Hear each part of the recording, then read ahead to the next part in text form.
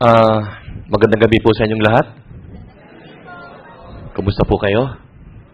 So, lahat po ba nakakain na? Meron pa po ba tayong hinihintay na may na-traffic pa? Meron pa po? Grabe, non-traffic talaga dito sa inyo. Nakakaawa naman kayo. Puro traffic ang inaabot ninyo. Ako din na-traffic kanina eh. Supposed to be ako darating ng 4 o'clock. Dumating ako mag-8. Ang galing.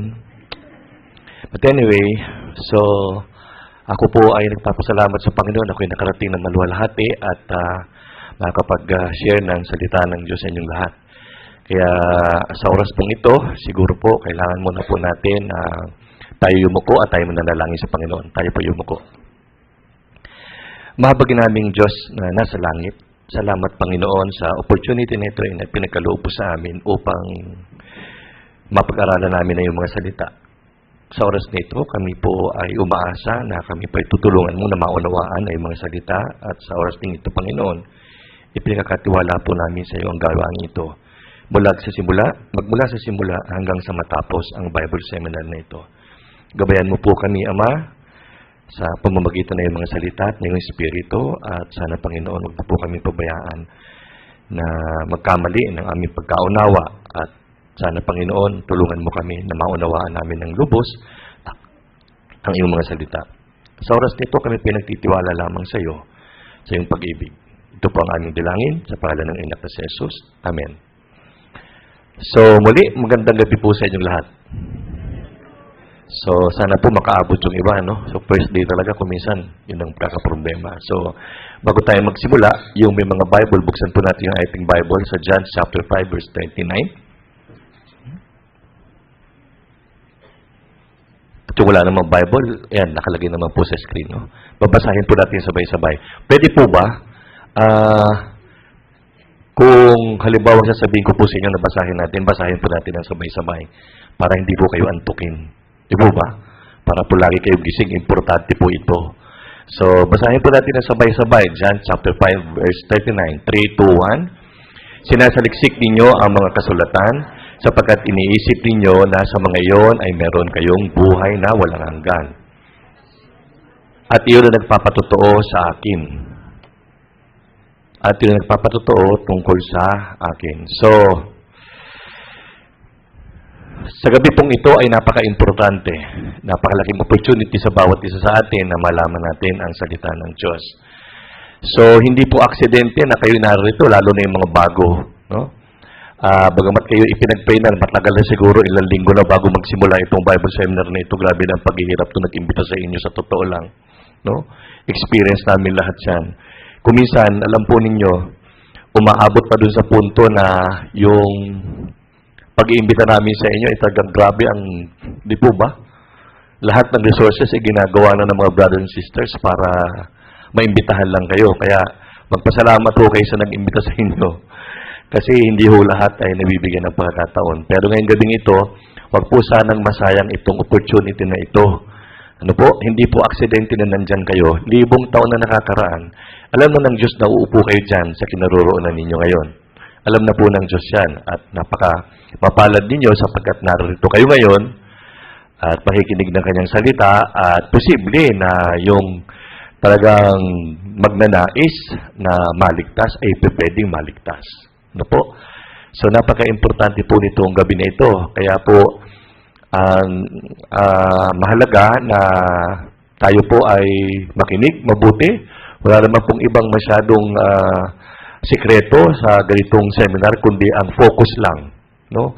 Focus lang po. Bawal po ang matulog. Ang matutulog po, alam niyo, nasa third floor tayo.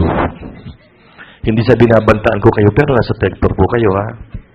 Masakit-sakit yan pag naiharis kayo sa labas sa bintana. So, bawal po ang matutulog. Huwag po tayong matutulog. Napaka-importante. Huwag po tayong kukurap. Ito pong Bible Seminar inihanda. No? 5 araw lang po ito. At kung susumahin mo, it's just only 10 hours kung pagdudugtungin mo. No? At kung ito'y maunawaan natin, for just a 10-hour seminar, pwedeng tayo ay magkaroon ng buhay na walang hanggan. Ang kapalit nun. So, kung kumpara mo naman, sa 10 oras lang na ibibigay natin dito sa pag-aaral ng salita, hindi mo pwedeng ikumpara yung pwede mong makuhang buhay na walang hanggan. Hindi po ba?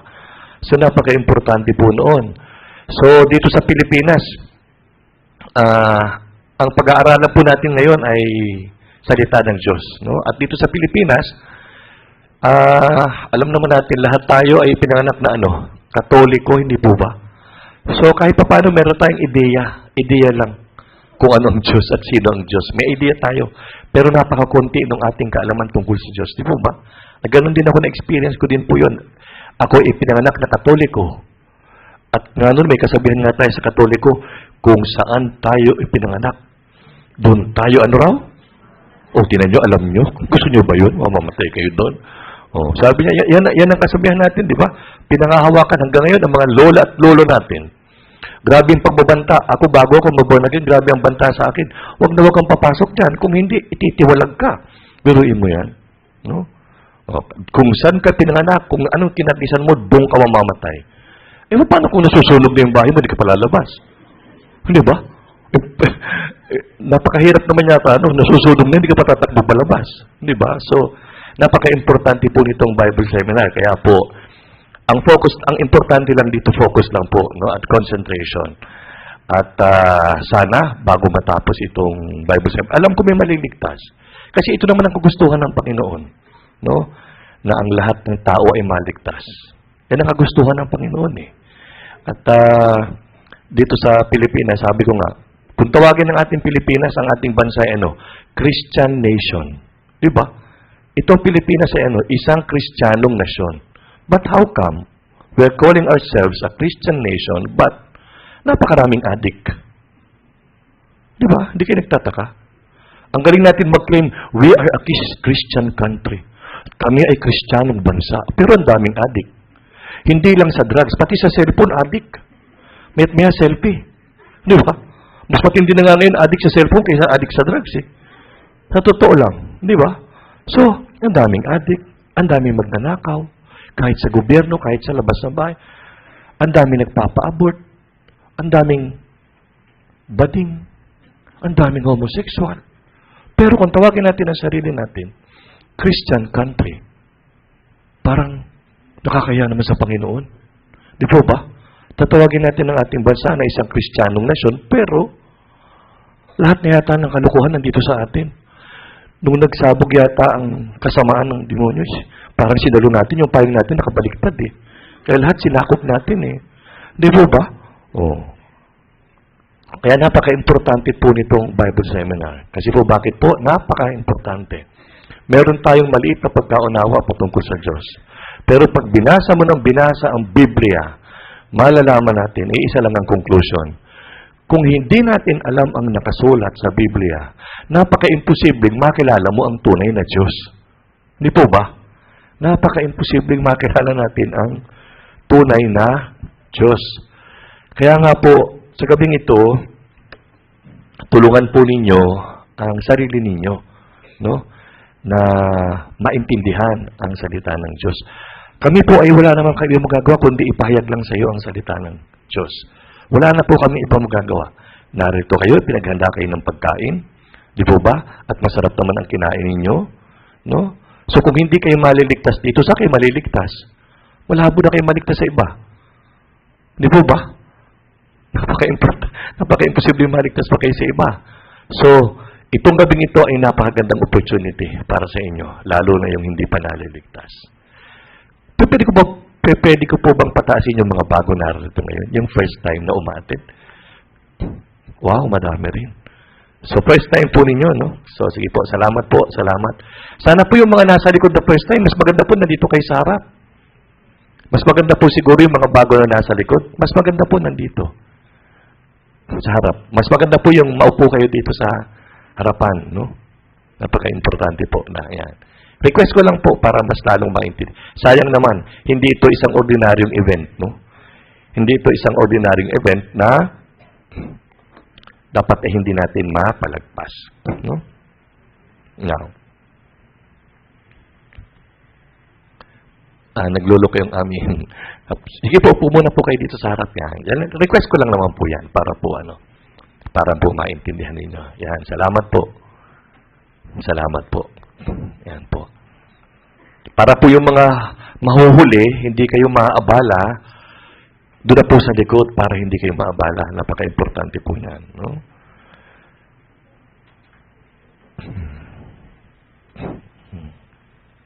Sige po, upo muna po kayo. Bago ko po simulan yung... Yan. Kaya nga po, welcome po kayo sa Bible Seminar lahat. No, ito po ay 5 days, simula ngayon hanggang sa Biyernes. Sabi ng iba, napakahaba naman ng Bible Seminar. Kaso kasi, ganyan ang problema natin mga Pilipino, gusto natin instant eh.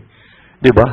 Ang gusto ng Pilipino, instant. Gusto natin madalian. Kaya nag-uso yung instant coffee, instant noodles, instant lahat, instant. Pati baby, instant. Di ba? Gusto niyo, wala nang kasal-kasal, instant na lang. Pati pagsasama, instant. Yun, nakagawian na. Gusto natin palaging instant na, no? Pero alam ho ninyo, pag tinin ninyo ang Biblia at pag binasa ninyo, hindi pa pwede yung padalos-dalos eh. Hindi pa pwede yung padalos-dalos. Kaya, importanteng malaman natin yung katotohanan. Kaya sabi ko nga kanina, this is not an accident that you are here. God wants you to be here. And God wants you to hear His voice. Yan ang katotohanan. And the truth is this. Alam mo ninyo. No? Sabi nga nila, yung katotohanan, actually, madali namang maintindihan. Alam mo ninyo, sabi ng iba, bakit yan sa Lifeword Mission? Parang hirap-hirap maligtas. Kailangan dumating ka pa ng Bible Seminar. No? Hindi ba? Ganyan ho naririnig namin lagi. Bakit yan sa Lifeword Mission? Parang, it's very hard to be saved in Lifeword Mission. Why? You have to undergo Bible Seminar. Uy, pwede namang patanggapin na lang si... Alam nyo, kung kami rin mga pastor, gusto ko kung pwede nga lang talaga yun.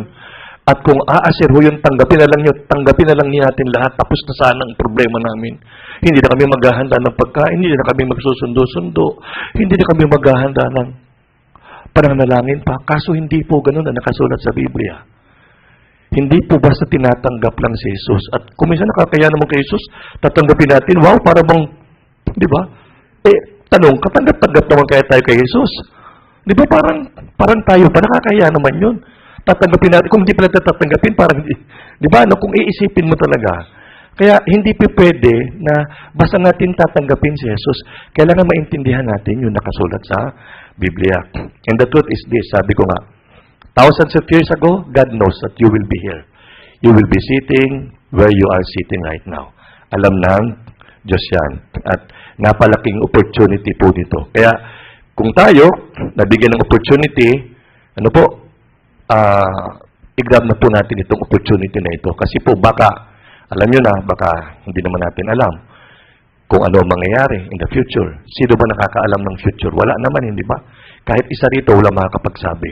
Na alam niyo yung mangyayari sa kanya bukas, wala nakakapagsabi. Sigurado ba kayong bukas, buhay pa kayo?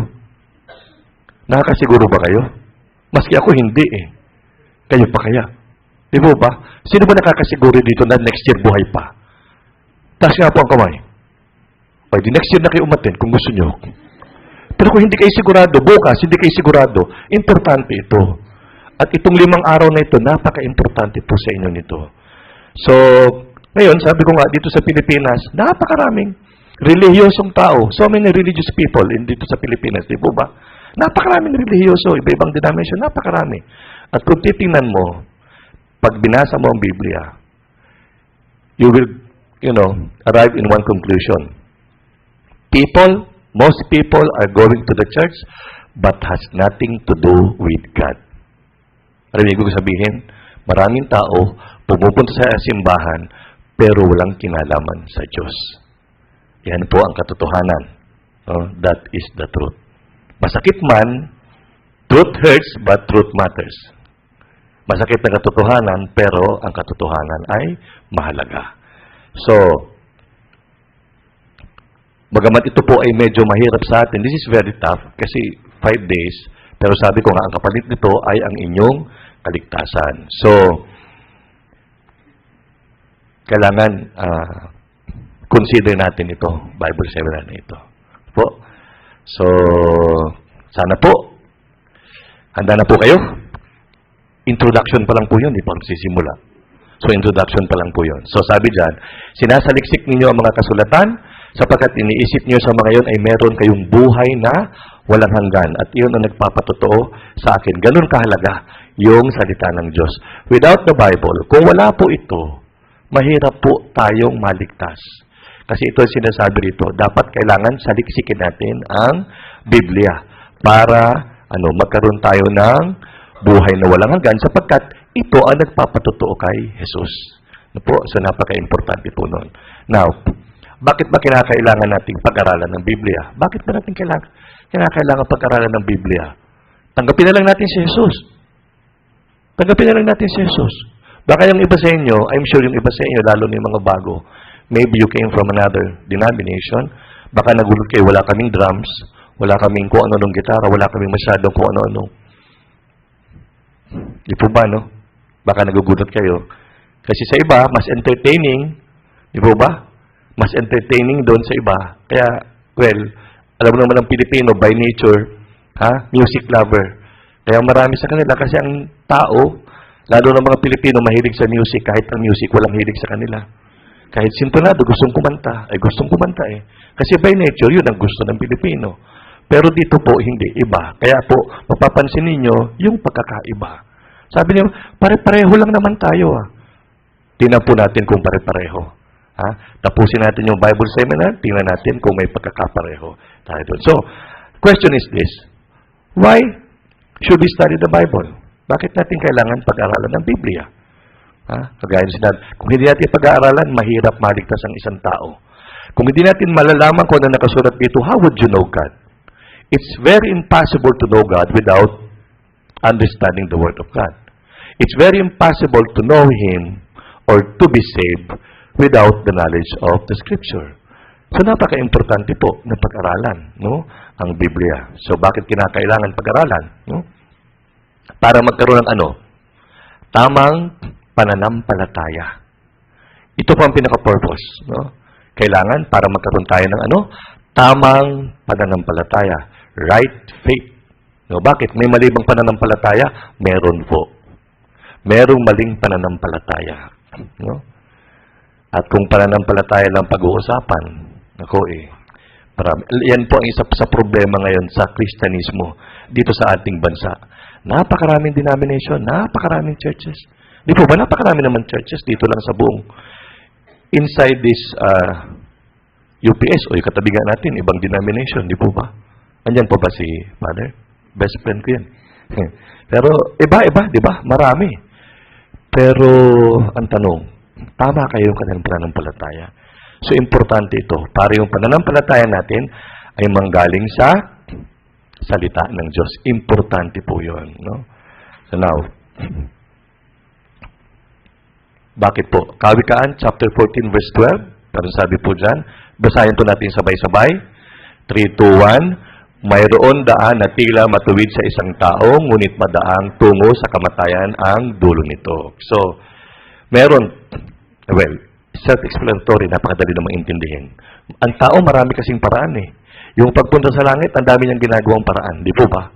Nakala niya, yun ang tamang paraan.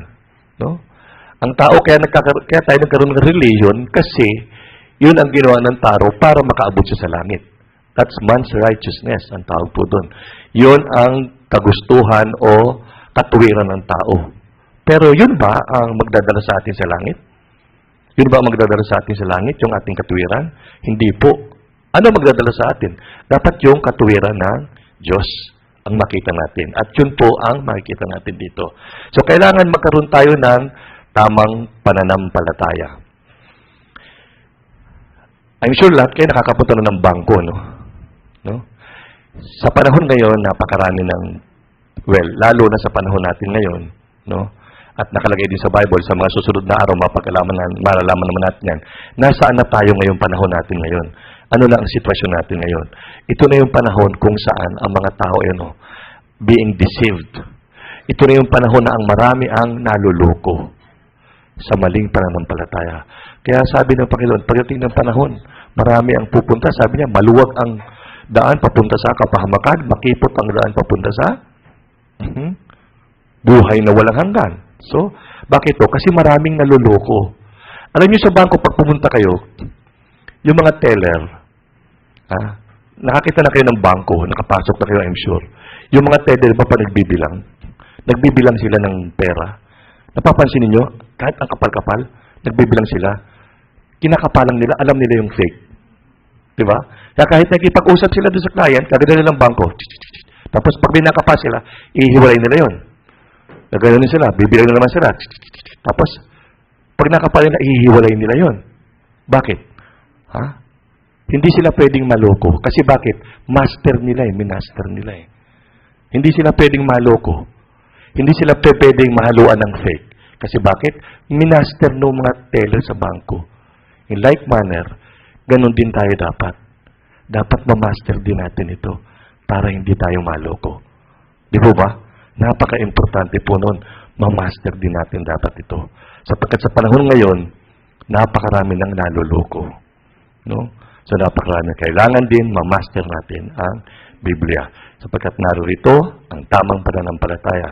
Dito rin nakasulat kung paano tayo maliligtas. So, ang layunin ng pag-aaral ng Biblia ay para magkaroon ng tamang pananampalataya. May maling pananampalataya? Yes. Yung pagkaunawa, sensibility at saka yung pakiramdam. Dito mahina ang Pilipino. Dito tayo laging yung feelings. Kaya kita mo may mga churches na ang dami-daming tao. Kasi bakit? Sabi ko nga, ang Pilipino, by nature, music lover. Kaya kita mo sila doon. Grabe ang palakpakan. Hiyawan, kantahan, sayawan. Sayawan sila hanggang talagang magpawis na magpawis. Pagkatapos ng joyful song, tapos babanata ng napaka-mellow. Pagkatapos mo hanggang sa iiyak na. Wala namang rason para umiyak. Pero iiyak. Kasi bakit? Yung feelings, hindi mo ba? Pero, ang matindi ganito, isang oras nagkakantahan, isang oras, o kumisan, isang oras kalahati nga nagkakantahan, kantahan. Tapos, pag nag-preach na yung pastor, tulog na. Kasi bakit? Napagod na Napagod na. Kaya pag nagpipreach si pastor, yung mga tulog. Tapos pag labas, ang ganda, no? Bless na bless ako. Saan ka na bless? Sa sayawan, sa kantahan. Dito tayo mahina. Di po ba? Filipino, by nature, are emotionally weak.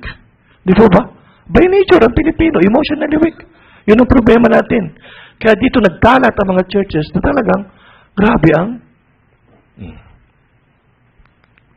kaya importante yung tamang pananampalataya. Paano tayo magkakaroon ng tamang pananampalataya? Dapat base sa katotohanan. Ayon sa Biblia.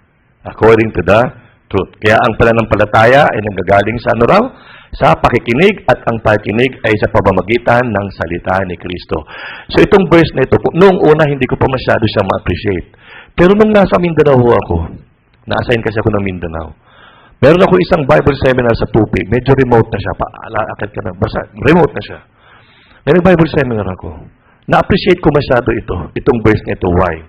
Napakabuti ng Panginoon. God is so good. Why? Meron isang tao doon. Siyempre, pag nagpapabasa ako, kung minsan tinatawag ko, pakibasa nga kapatid. Sabi niya, yung pala hindi marunong magbasa. Marami pong hindi marunong magbasa doon sa Mindanao.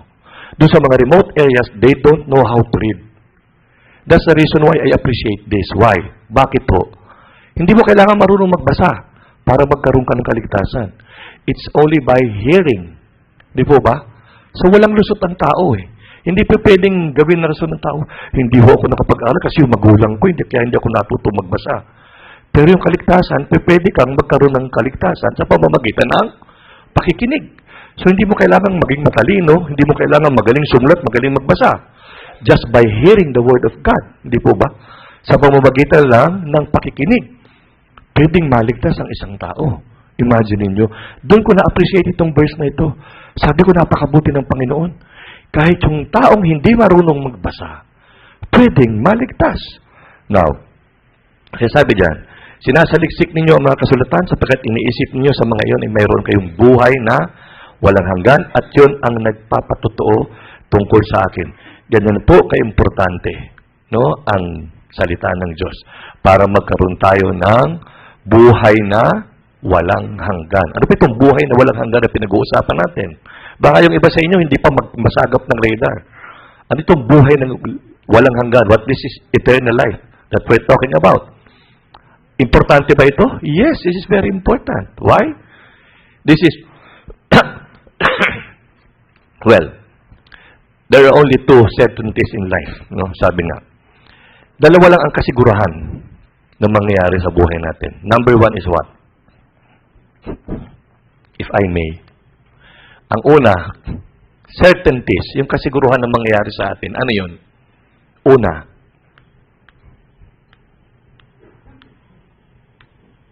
change. Pagbabago. Una yan. That's certainty. Di po ba? Why? Ngayon, medyo okay kayo, bata-bata kayo, cute pa kayo. But after 10 years, 20 years, ano na kayo? O kayo nagsabi niyan. Hindi ako. Acute na ang itsura ninyo. Di po ba? Ngayon, maganda ang kutis ninyo, but after 5 years, 10 years, naputi na ang buhok, di ba? Kulubot na ang muka. That's change. We cannot avoid it. That's two certainties. The other one is what? Certainties in life. What is the other one? Ano palagay nyo? Yung sigurado that we cannot avoid. Ano po yan? Death. Di po ba? Yan. Hindi natin maiwasan yan. Who can avoid it? Wala. 10 years from now, 10 years after, maybe some of you will not be here anymore. 20 years, lalo na. Baka half dito wala na. Oh, that's true. That's reality. Di po ba? Question is, where are you going? Where will you be? Nasaan kayo niyan? Hindi po ba? Importante yan. Nasaan kayo pag nangyari yan? Oh, hindi po ba? Napaka-importante. So, kailangan natin magkaroon ng buhay na walang hanggan. Ang problema, pag tinanong mo, o ngayon tatanungin ko kayo, sino gusto rito makapagkaroon ng buhay na walang hanggan? Taas nga po ang kamay. Yung iba ayaw. Sino ang gustong magkaroon ng buhay na walang hanggan?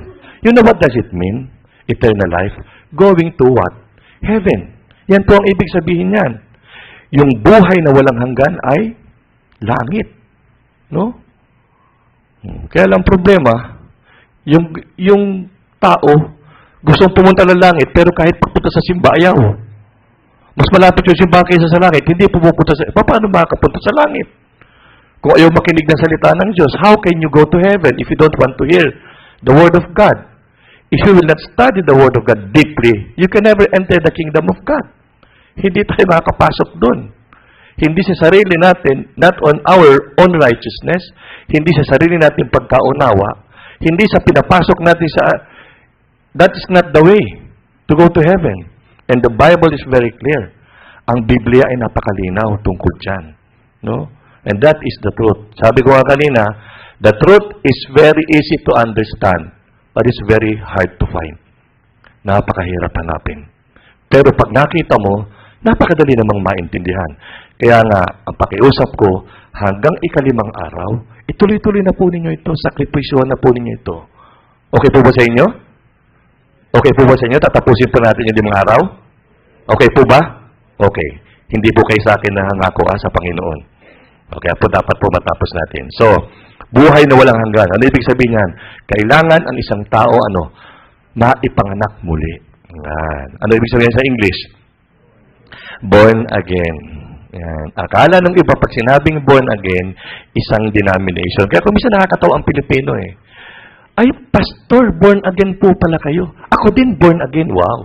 Sabi ko, wow, mabuti mo, sister. Doon po ako nagbo-born again. Patay. Kung minsan doon ako nagbo-born again, minsan dito ako nagbo-born again. Pwede ba ako mag-born again sa'yo? Okay, sabi ko, ayos. Okay talaga. Kasi bakit? Akala nila yung born again, isang denomination. Sabi naman ng iba, ay ngayon lang yan born again. Ano? Ano yung mga Catholic? Sinasabi sa born again? Ngayon lang nagsisulputan yan mga yan. Sabi ko, kailan ba ito sinulat? Ngayon lang ba? Kahapon lang ba ito sinulat? Di ba yun ang mga sinasabi ng mga Katoliko sa atin? Ngayon lang yan mga born again. Ngayon lang yan nagsulputan yan mga yan. Yung mga din, ngayon lang yan. Kailan pa ito sinulat? 2,000 taon na nakakaraan. At walang ibang paraan para makapasok ka. Kundi kailangan maipanganak muli ang Espiritu. Walang ibang paraan. No?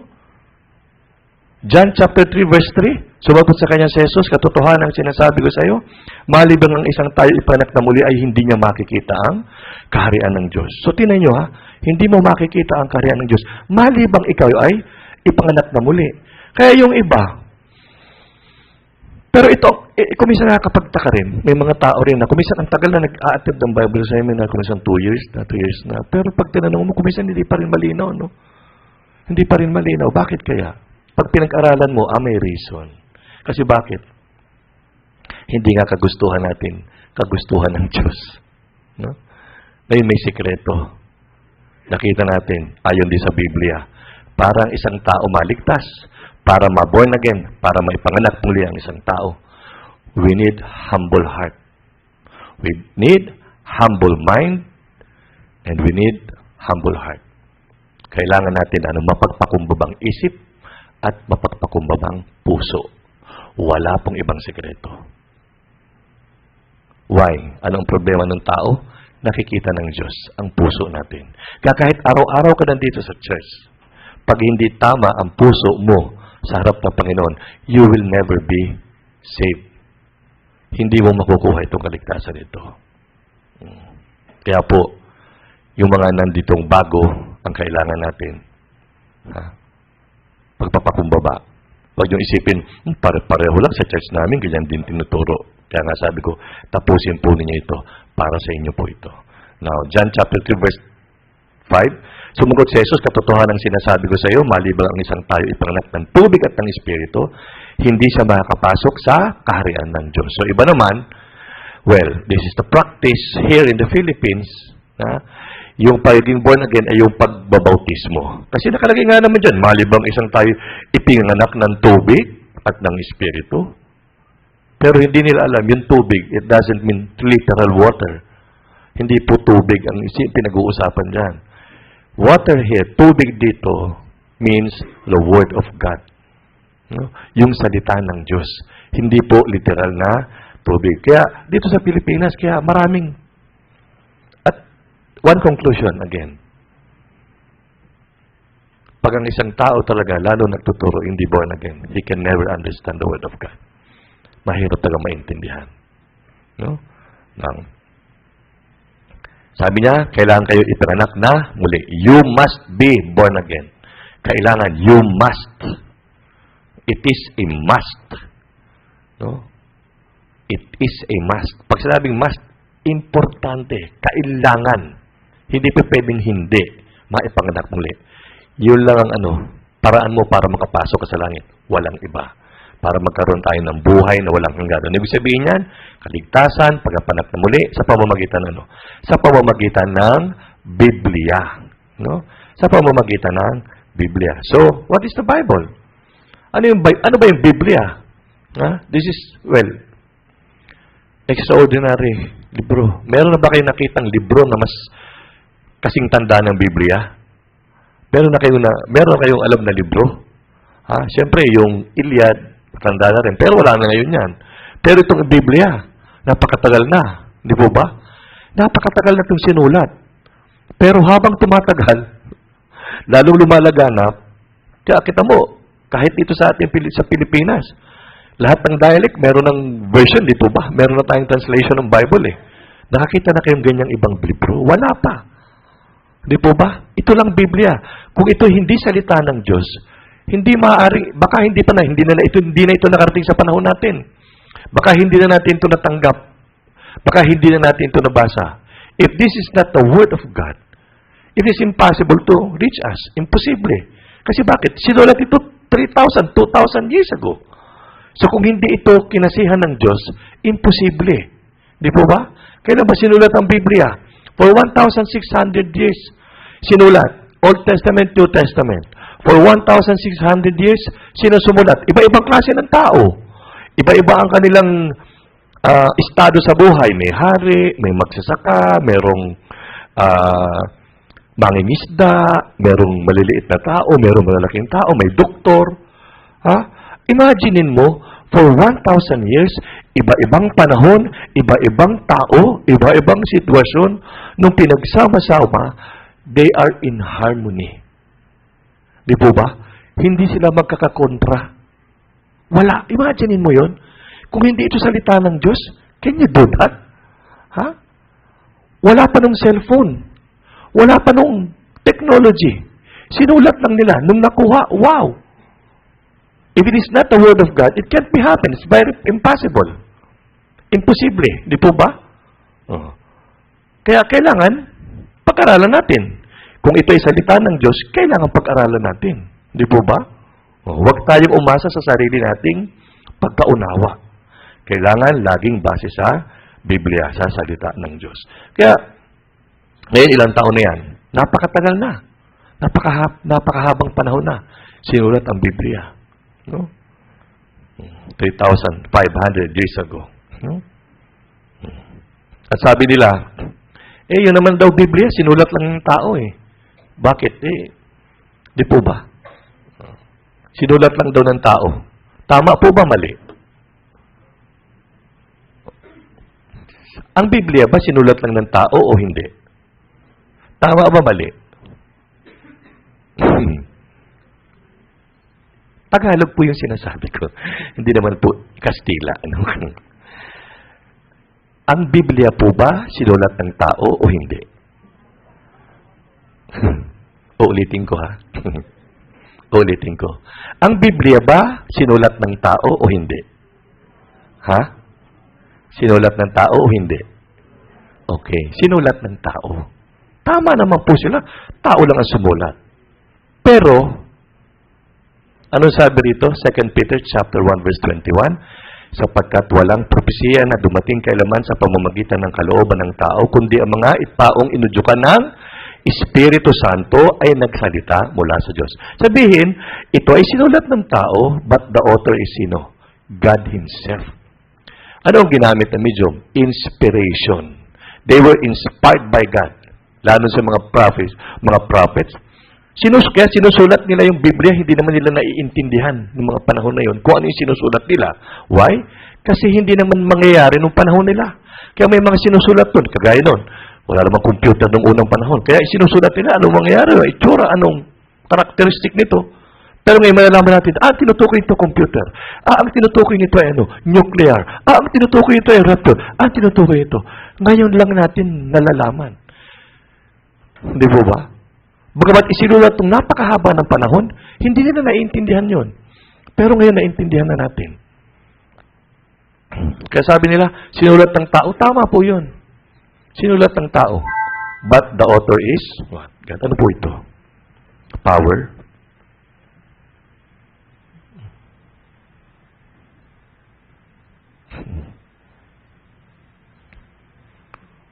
Second Timothy chapter 2 verse 16, sabi po dyan, basahin natin sabay-sabay, 3, 2, 1. Ang lahat ng mga kasulatan ay kinasihan ng Diyos. Ang lahat ng mga kasulatan ay kinasihan ng Diyos. They were inspired by God. May lumalabas dito sa akin, but I think it's power. Lobat. Anyway, so, basahin ulit natin, John chapter 1 verse 1. Sa simula ay ang salita at ang salita ay kasama ng Diyos at ang salita ay Diyos. Ganito kahiwaga. Imagine mo. Sa simula ay ang salita at ang salita ay kasama ng Diyos at ang salita ay ano raw? Diyos. So ano ibig sabihin ito? Ito na mismo ang ano? Diyos. No? Itong salita. So this is the truth. Ito po ang katotohanan. No? Ito ang katotohanan.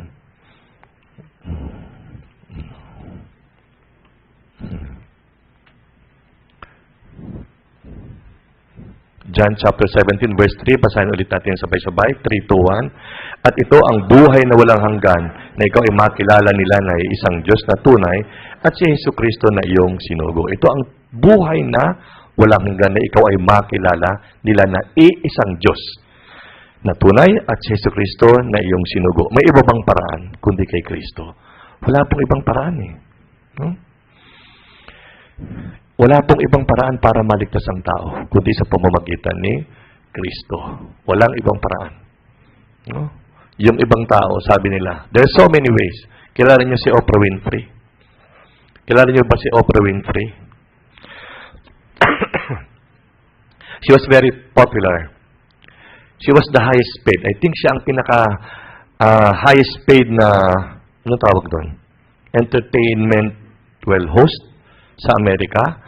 At napakalaki ng kanyang influence, no? Napakalaki na influensya niya. Pero alam niyo sinabi niya sa kanyang television program, there are millions of ways to go to heaven. Biruin mo yun. There are millions of ways. No? At marami pong sumusunod at maraming naniniwala sa kanya. Pero sabi ng Bible, John chapter 14 verse 6, ano sabi ng Bible? I am the way, the truth, and the life. No one comes to the Father except by me. No? So, walang ibang paraan. Walang ibang daan. Ha? So, sino ang tunay na Diyos? Who is true God? Ha? Sino ang tunay na Diyos? John chapter 4 verse 23, verse 24. Basahin natin sabay-sabay ulit. Ang Diyos ay Espiritu at ang mga sumasamba sa Kanya ay kailangang sumaba sa Espiritu at sa katotohanan. So, yung iba sabi niya, gusto ko maramdaman ang Panginoon. Gusto ko makita siya ng mukhaan. Naku, pag nakita mo, hindi ka tatagal. Hindi mo makikita ang Diyos at mabubuhay ka. Walang sino mang nakakita ng Diyos at nabuhay.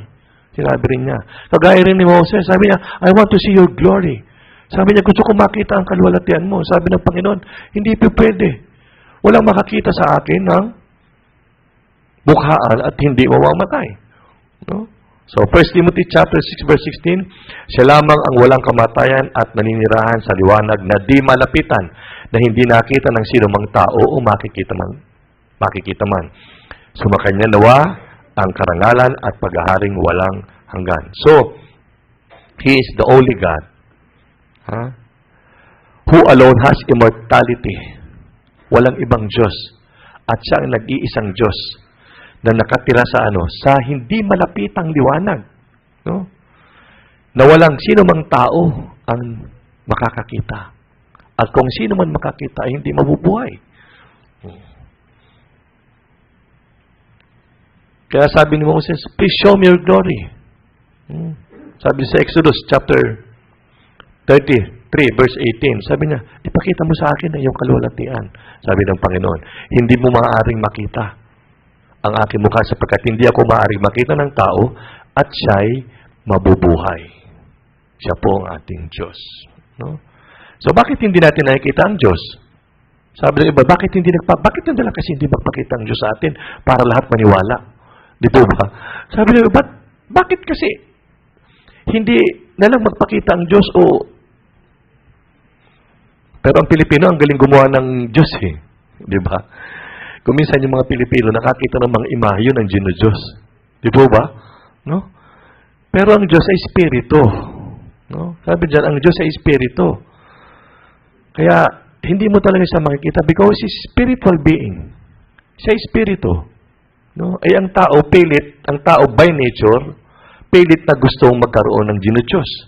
Kaya kita mo, lalo na dito sa Pilipinas, napakarami matatawa ka dahil kung minsan makikita mo, meron na nagkaroon ng image sa puno ng saging, doon na sila nagdadasal. Di ba ba? Kasi, ano yun sa atin nature ng tao naghahanap siya ng Diyos. Naghahanap siyang matatakbuhan in times of need. Nature ng tao yun. Pilipino ganun Kaya kung minsan natatawa ako sa TV yung pinakita nila, wow, nagkaroon ng image. Ang ganda nga ng image. Pero alam mo kung saan nagpakita? Sa septic tank. Wow, ang galing. Image sa septic tank. Kaya yung mga tao, doon sila sa septic tank. Doon sila nananalangin, Doon sila nagpaligid ng kandila. Ang daming tao, nasa septic tank. If you are God, can you, common sense, kung ikaw ang Diyos, bakit mo ilalagay ang mukha mo sa septic tank? At yung mga tao talagang ang utak din, Bilhin mo na sa septic tank. Doon sila nagkakantahan, nagsasayawan. Sabi ko talaga, ang Pilipino, ibang klase din. Napaka-religyoso. Di ba? Nasa septic tank. Grabe, no? Yung iba naman, saging. Yung, yung puso ng saging. Yung iba naman, hindi mo talaga maintindihan. Pero sabi rito, ang Diyos ay Espiritu. How can you see God? God is Spirit. At ang sabi niya, ang Diyos ay banal, tayo ay makasalanan.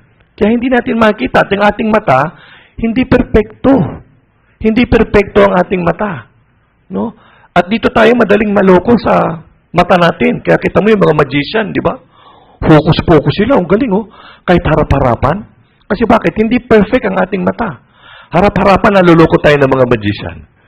Isang ganyan, may lalabas na ibon. Isang ganyan, uy, iba ang lumalabas. Isang ganyan, ang daming, di ba? Kasi hindi perfecto. Pero wala ako nakitang magician na nakasando. Wala, di ba? No? Kasi bakit? Nandun lahat eh. Nandun lahat doon nakatago eh. Pero palibasa, ang bilis ang kamay. Mas mabilis ang kamay sa mata, sabi nila. Kaya ang dami nila naman magic. No? Marami silang magic kasi hindi nga perfecto ang ating mata. Kaya maraming naluloko. No? Dahil ang ating mata ay hindi perfecto. Ngayon, ang tanong, paano natin makikita ang Diyos na hindi nakikita? Ito ang matinding tanong. Sino ang pinaniniwalaan natin dito? Hindi mo pala nakikita ang Diyos nyo rito eh. Paano natin makikita? Pagamat hindi nakikita, but there are ways. Merong paraan. Pagaya rin ito, paano mo makikita ang buto nito? Makikita mo ba yan? We have to use what? X-ray. Makikita mo siya, di ba? Sa labas, hindi mo siya makikita. Pero, sa paraan, pag gumamit ka ng X-ray, makikita mo. Makikita mo yung kanyang heart. No? Kaya may mga paraan. Kagaya ng bakterya.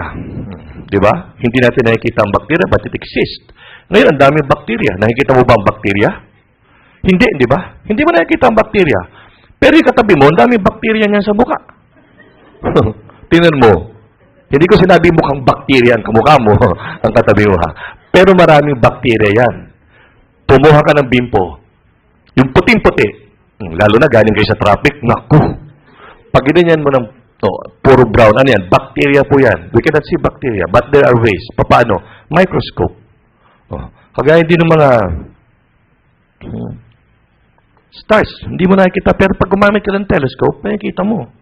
Yung wave, no? Hindi mo siya nakikita, but through television, nalalaman mo may wave kasi without that, hindi mo makikita. Di ba? Pero paano natin makikita ang Diyos? Sa pamamagitan ng Biblia. No? Sa pamamagitan ng Biblia. Dito natin. Kaya wala pong ibang kailangan tayo. Ang isang tao kundi ano. Itong kailangan natin. This is our manual. Ito ang manual ng tao. No? Without this, palagay ninyo. Without the Bible, palagay nyo, ano maging buhay natin? Wala. Delikado tayo. Without knowing what is written here. Pag hindi natin alam po ang kasulat dito. Kaya sabi niya sa Hosea chapter 6 verse 6. Ano sabi sa Hosea chapter 6 verse 6? Ang habag ang ibig ko at hindi. Ano sabi niya? Kahit yung habag, ang ibig niya, ay yung pagkakilala natin sa Panginoon. Kaya kahit marami kang inihahandog sa Panginoon, hindi yun ang gusto ng Panginoon. Ang gusto ng Diyos ay makilala natin siya. Yun ang kagustuhan ng Panginoon. No? Yun ang kagustuhan ng Diyos. Now, sino bang gumawa ng langit at lupa? Sino bang may gawa nito? Ha? Sino bang may gawa nito? May nakiklaim ba na gumawa nito? Walang taong pwede mag-claim, ako ang may gawa niyang surot. Na-invento ko yan. Yang kuta, ako ang nakagawa niyan. Na-invento ko yan. Yan dahon ng karatsuchi, na-invento ko yan. Wala makakapag-claim yan. Di po ba? Kasi bakit? Sinong gumawa niyan? Ang Diyos mismo ang gumawa niyan. Kaya sabi niya, Genesis chapter 1 verse 1, ang pasimula, nilikha ng Diyos ang langit at lupa. So, ibig sabihin, ang Diyos ang tagapaglikha. No? God is the creator. Ngayon, ang problema ng tao ito. Alam nilang may Diyos, pero anong problema ng tao? Proverbs chapter 1 verse 7, takot sa Diyos. Kulang sa, o talagang walang takot sa Panginoon. Yan ang problema ng tao, lalo na dito sa Pilipinas. Kaya marami dito, kita mo naman sa news, no? Kung ano-anong kababalagan ang ginagawa ng tao, ginagawa ng Pilipino, kung ano-anong kasalanan na nagagawa ng tao. Kung minsan hindi mo nagugustuhin manood ng TV because of the sin. No? Dahil sa kasalanan na nagagawa ng tao, karumal-dumal na. Di po ba? Hindi, parang kumisan, hindi mo na maubos maisip paano nagagawa ng tao yung mga klaseng krimen. Paano nagagawa ng tao yung garumal-dumal na krimen na ganun. No? Kaya napaka-importante na talagang makilala natin ang Diyos at magkaroon tayo ng takot sa Panginoon. Pag walang takot ang tao sa Diyos, mahirap talaga. Napakagulo ng ating mundo. Ito ba? Tunay na Diyos. Sabi niya, ang Diyos ang tagapaglikha. Hindi po ito, ha? Hindi ito. Ha? Hindi ko mabuksan, pero may video. Ito, nahulog siya. May nahulog. Hindi nila nasalo. Basag. Sabi ng mga, parang ipinaparada nila yan. Pinaparada nila. Sumabit. Nasa loob ng church. Mga matatanda ni nagbubuhat. Pag papunta doon sa ganitong pulpit, ilalagay nila, ang laki-laki ng birhen. Biglang, natapilok yung isang matanda. Natapilok pala. Nung natapilok, bumagsak yung... Sabi niya, ay! Sabi mga tao, ay! Yung Diyos namin nabasag. Patay. Yung Diyos namin basag. Yun ba ang Diyos? Ito. Pero dito sa atin, ano? Sa Bicol, grabe po ito eh. Sa amin, grabe yan. No? Ang daming nagpapaka... Pero pag tininan mo yan mga yan na ginodiyos nila. Pero pag tininan mo mga tao, mga lasing. Hindi naman sasama yan ng hindi lasing. They're all drunk. At pag tininan mo anong verse mo, wala, basta kami dito. Sa mahal na ina kami, sa mahal na ina. Anong verse nga? Walang verse, ba't dito kami? Pare naman eh. Bad trip ka naman. Paano lasing? Wow, sabi ko, and yet they are worshiping God. Pero ba't they are drunk? Di ba? Oh, yan ang problema. Kasi bakit? Without the knowledge of the Bible, you will be deceived. Kaya you have to know the Bible. Kailangan malaman natin ito para hindi tayo maloko. Kagaya rin ng mga tagbang-bangko. Hindi sila naloloko. Alam nila yung fake. Alam nila yung totoo. Because they master it. We have to master the Bible also. Sa Quiapo, ang dami nito. Oh, grabe, million. There are millions of people, Filipino people. Matanong ko lang po, okay, magagalit sa akin, baka mamaya abangan niyo ko sa labas. Meron po bang Katoliko rito? Meron po ba? Taas po. Ay, nag-iisa ka.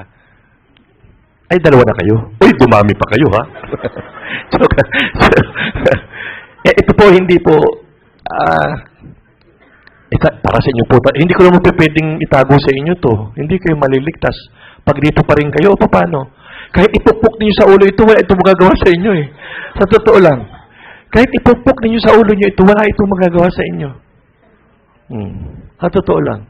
Yung iba, di ba yung mga Katoliko, may dala-dala silang imahe. Iba ginagawang lucky charm. Kunyari, Saint Peter. Nasa bulsa, di ba? Saint Peter, Saint John. Meron sila sa bulsa. Sabi ko, imaginein mo, kung yung Sagrada de Familia. Alam mo yung Sagrada Familia? Imaginein mo kung yun ang, ano to? Pinapatron ninyo, Sagrada Familia. Lahat yun, bubuhatin ninyo. May aso pa yun. Kumpleto pamilya, may hayop pa. Sagrada Familia, this is our saint, this is our God. Oh, they are one family and one dog. Imaginein mo naman yun. O merong ganun, di ba? Sagrada Pamilya ang aming pinapatron. O. Paano?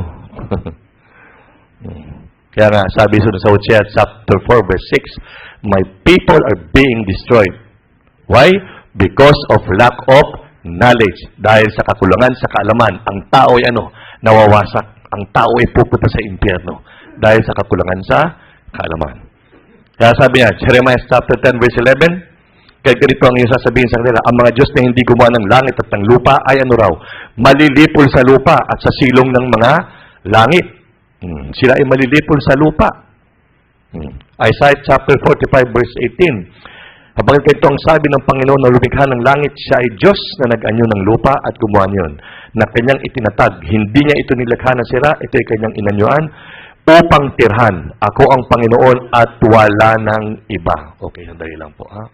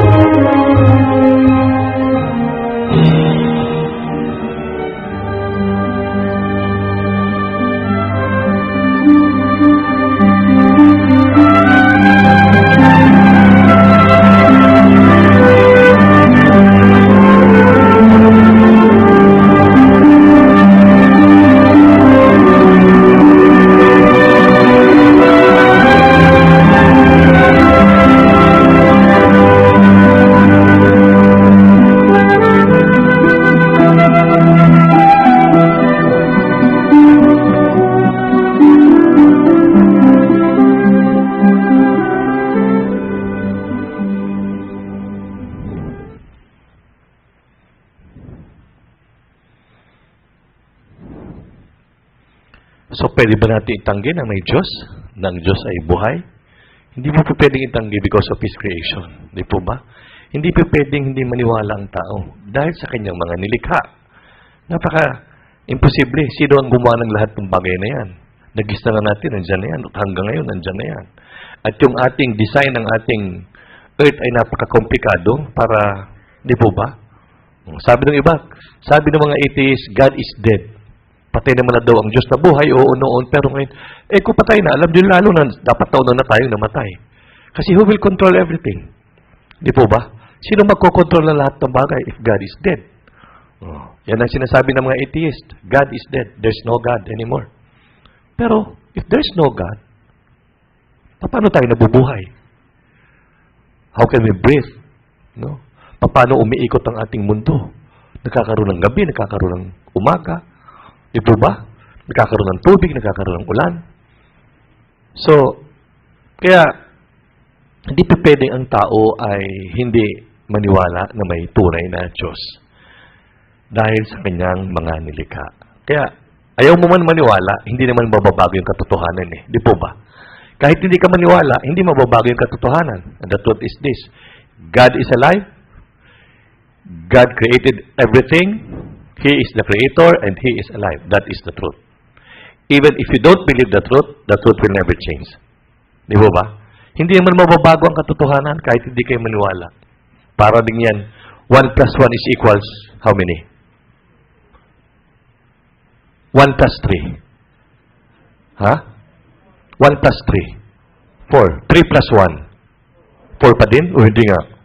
Binaliktad ko na nga eh. O buyback? That is the truth. Hindi mo mababago yun. In like manner, even if you don't believe the truth, it will remain to be the truth. Di po ba? Kahit hindi kayo naniniwala, siya pa rin ang katotohanan. So, sabi niya, He formed it to be inhabited. Siya ang may nalang ng lahat. Now, Ecclesiastes chapter 1 verse 2, walang kabuluhan na mga walang kabuluhan, sabi ng mga ngaral.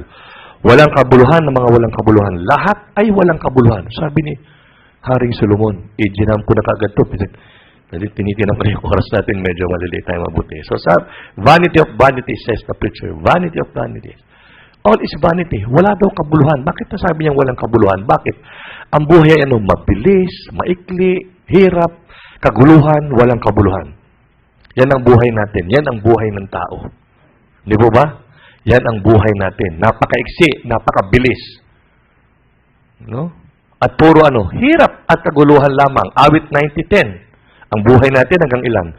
70, kung tayo ay maingat-ingat, pero pinag-uusapan namin kanina.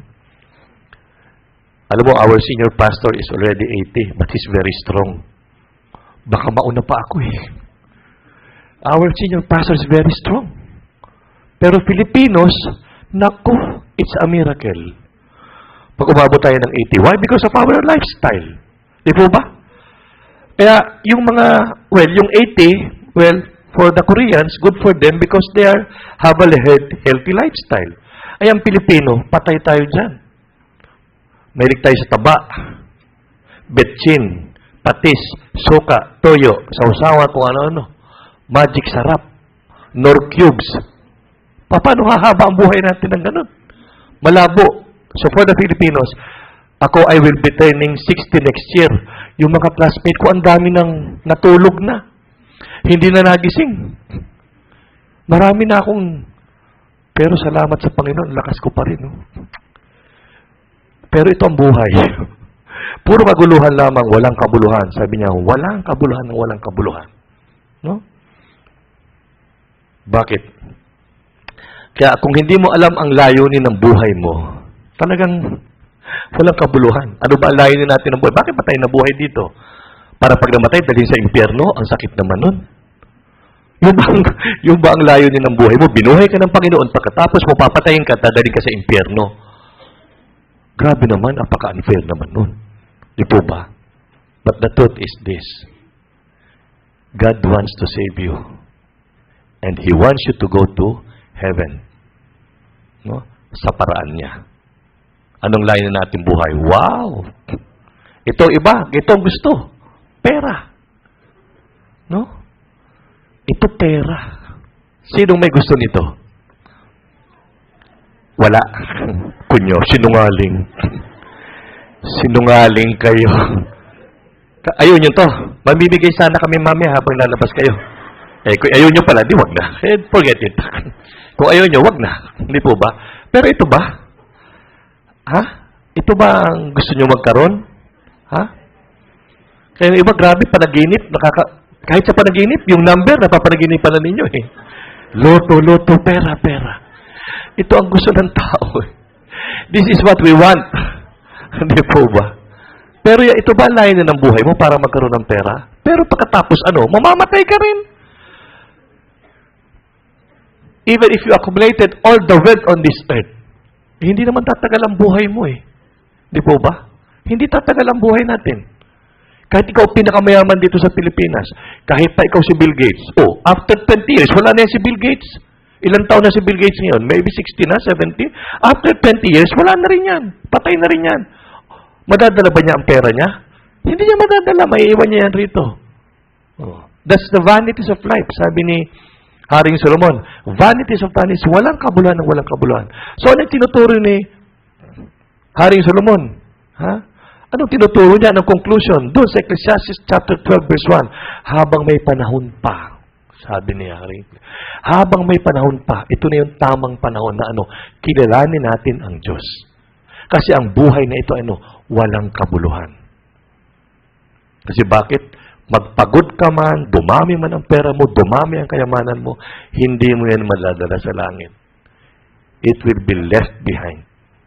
Maiiwan at maiiwan mo yan dito. Kaya Luke chapter 12 verse 16 to 21, naka-English pa. Kaya ito yung tungkol dun sa, sabi niya, ang dami ko nang naipon.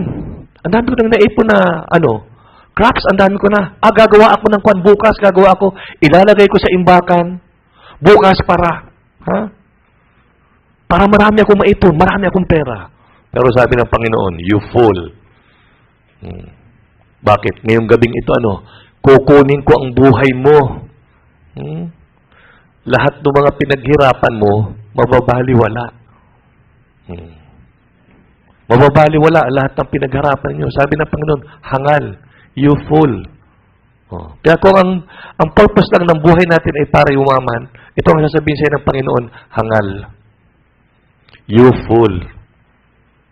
Napakalaking kahangalan. So is he who lays up treasure for himself and is not rich toward God. Kaya, maging ari-arian mo man ang bundong ito, pero kung ang kalaulo mo ay mapupunta sa impyerno, what is that to you? Ano yan? Di po ba? Wala. Walang kabuluhan. Kaya sabi niya, Kawikaan chapter 27 verse 1, basahin natin sabay-sabay, 3, 2, 1. Huwag mong ipagyaba ang kinabukasan, sapagkat hindi mo alam kung ano ang dadalhin ng isang araw. Totoo naman eh. Kaya yung unang statement ko, may nakakaalam ba rito na buhay pa siya bukas? Wala. Even me. Kahit ako, hindi ko alam. Next week, alam nyo ba? Wala eh. Wala nakakaalam.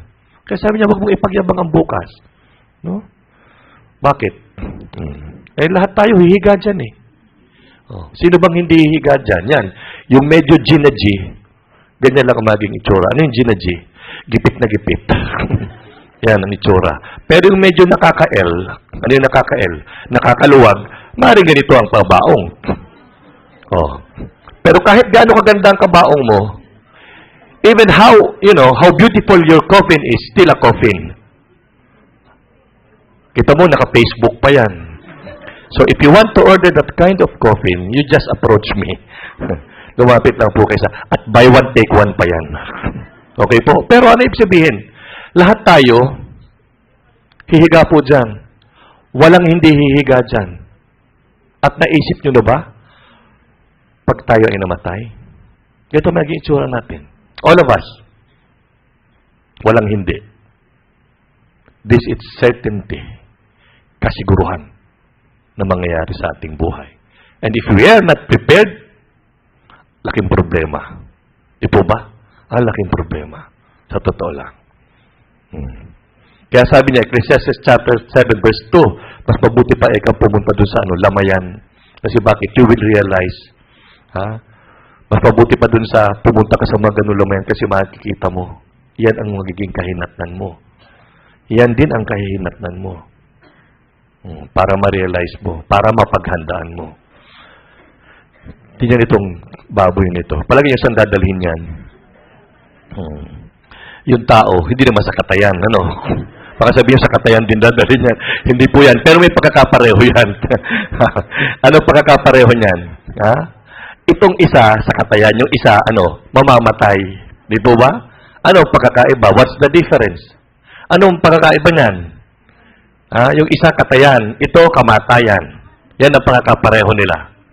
Slaughter, yung isa death. That is common to them. What's the difference?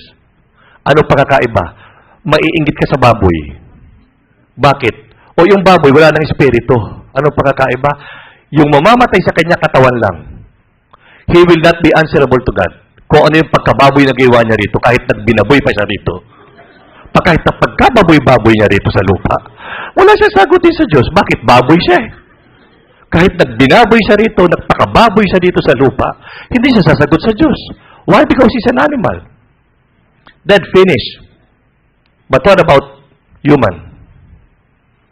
We are answerable to God because we have the Spirit. And after we die, all of us will face God. Lahat tayo haharap sa Diyos. There will be a time of reckoning, ang tawag dyan. Merong panahon ng pagtutuos. At haharap po tayo lahat sa Diyos. Wala hong hindi haharap dito sa Diyos. There will always be a time of reckoning. At ito ang kailangang paghandaan natin. No? Kaya kung minsan may inggit ka sa baboy, pagpatay nito, wala na. Tayo haharap pa sa Diyos. Kung hindi ka born again, patay ka. Kakatayin ka din. Para ka na ring baboy. Hindi po ba? Why? Bakit? Ang espiritu, babalik sa Diyos at ang katawan, magiging lupa. Kaya kahit anong ganda mo, anong pinapahid-pahid mo dyan sa sarili mo, mabubulok din yan. Kahit pa nagpapapahid ka ng chinchonso, uso pa ba ngayon yun? Chinchonso? Hindi ba may chinchonso? Alam nyo nga nagpapahid pa kayo nun ngayon. Chinchonso, yung pinapahid, pampaputi, pampaganda. Di ba chinchonso ang tawag dyan? Pasensya na kayo, medyo old school ako Ano na ba ngayon? Wow, Koji. Wow. Glutathione. Di ba, glutathione? Kahit pa anong ganda ng kutis mo, it will go to dust. Di ba? Kahit pa anong puti mo, anong ganda ng mukha mo, anong sexy mo, mamamatay ka at magiging alabok ka rin. Yun ang problema. Pero yung espiritu mo, haharap sa Diyos. And this is one thing that we have to be prepared. Ito ang kailangan nating paghandaan, mga kapatid. No? Ang alabok ay bumalik sa lupa na gaya ng una at ang espiritu ay bumalik sa Diyos na nagbigay nito. Napakaklaro po niyan. At pagkatapos masira na ito ang aking balat, gayon ay makikita ko ang Diyos sa aking laman. Kaya na nga, Ito po ang kailangang paghandaan natin pagharap natin sa Panginoon. Yung problema. Alam mo ninyo, meron isang verse dito na nakakatakot. The most, how do you call it? Horrific verse or horrific prediction made by Jesus Christ. It is written in Matthew chapter 7, verse 21, 22, and 23. Ano nakasulat doon? Hindi lahat ng tumatawag sa akin, Panginoon, Panginoon, makakapasok sa kaharian ng langit. Ano sabi ng mga tao? Matthew chapter 7, verse 22. Panginoon, hindi ba nagpagaling kami sa iyong pangalan? Nagpropesiya kami sa iyong pangalan? Panginoon, nagpalayas pa nga kami ng demonyo sa iyong pangalan If this is going to be the standard of God, nobody here can enter the heaven. If this is going to be the standard, why? Have you prophesied? In the name of Jesus Christ. Nakapagpropesiya kayo? Hindi. Nakapagpagaling kayo? Ako pwede tsamba. Nakachamba siguro. May pag-pray ko ngayon, pero isang linggo nang umiinom ng gamot. Antibiotic na wala. Natsambahan ko. 7 days. Gumaling. Galing ni Pastor. Tsamba yun. Pero, yung nakapagpalayas ng demonyo, hindi ko kayang gawin yun. Can you do that? Can you cast out demons?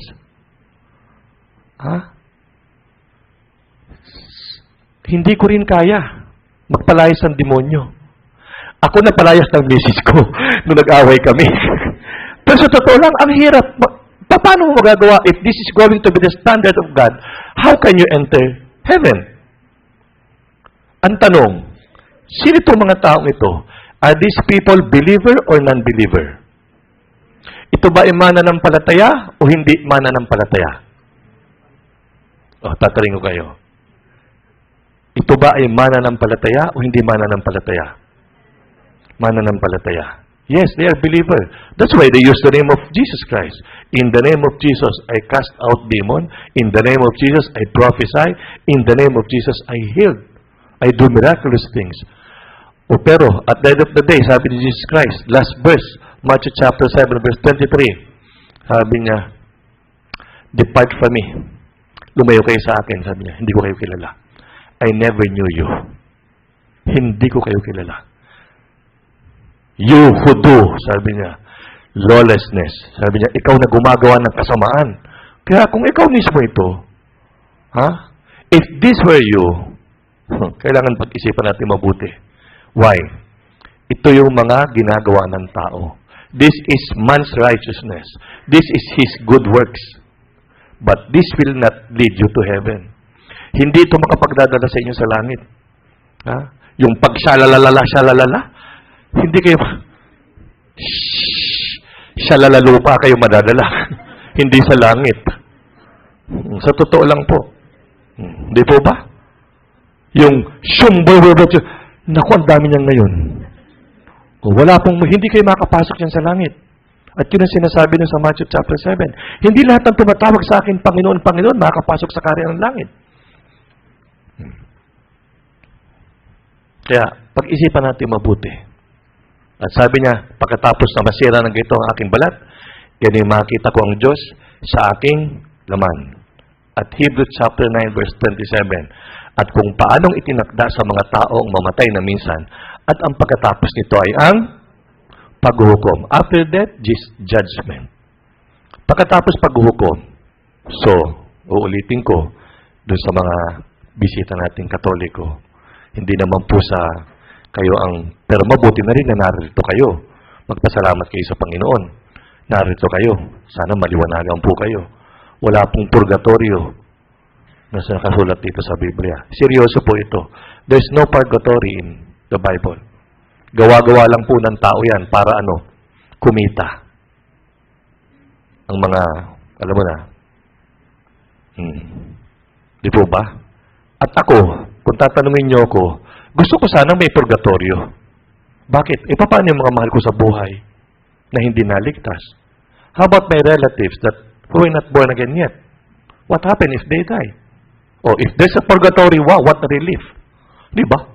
Napaganda ay okay lang kasi may purgatorio. I will just pray for them 40 days. But there's no purgatory in the Bible. It is very clear. After death, judgment. This is very, very clear. And this is the truth. Absolute truth. Itong katotohanan na hindi natin maitatanggi. Itinakda sa mga taong mamatay na minsan at pagkatapos ito ay ang paghukom. Tunay na Diyos, true God. Ang Diyos ay pag-ibig. Ngunit ang Diyos ay, hukom din. Hindi natin maitatawa ito. Ang Diyos ay pag-ibig. Yes, totoo naman yan. Pag-ibig naman talaga ang Diyos. Who can deny that? Nobody can deny it. God is love. Kaya lang problema, ang tao, ito lang pinangawakan. God is love.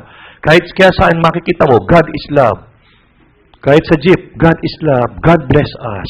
Wala pa ako nakita sa jeep, God is justice. Wala. Baka walang sumakay eh.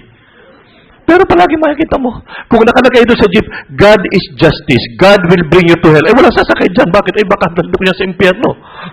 Puro masasarap, di ba? Puro maganda. God is love. Wow, it's very nice to hear. Pleasant in the eyes. God is love. No? God bless us. But what about, God will bring you to hell? Wala pong ganun. Kada isusulat. At yun ang iniiwasan ng tao. But this is the truth. God is love, but at the same time, God is justice. And God will never wink at your sin. Hindi siya kukurap sa kasalanan natin. Hindi yan kukurap.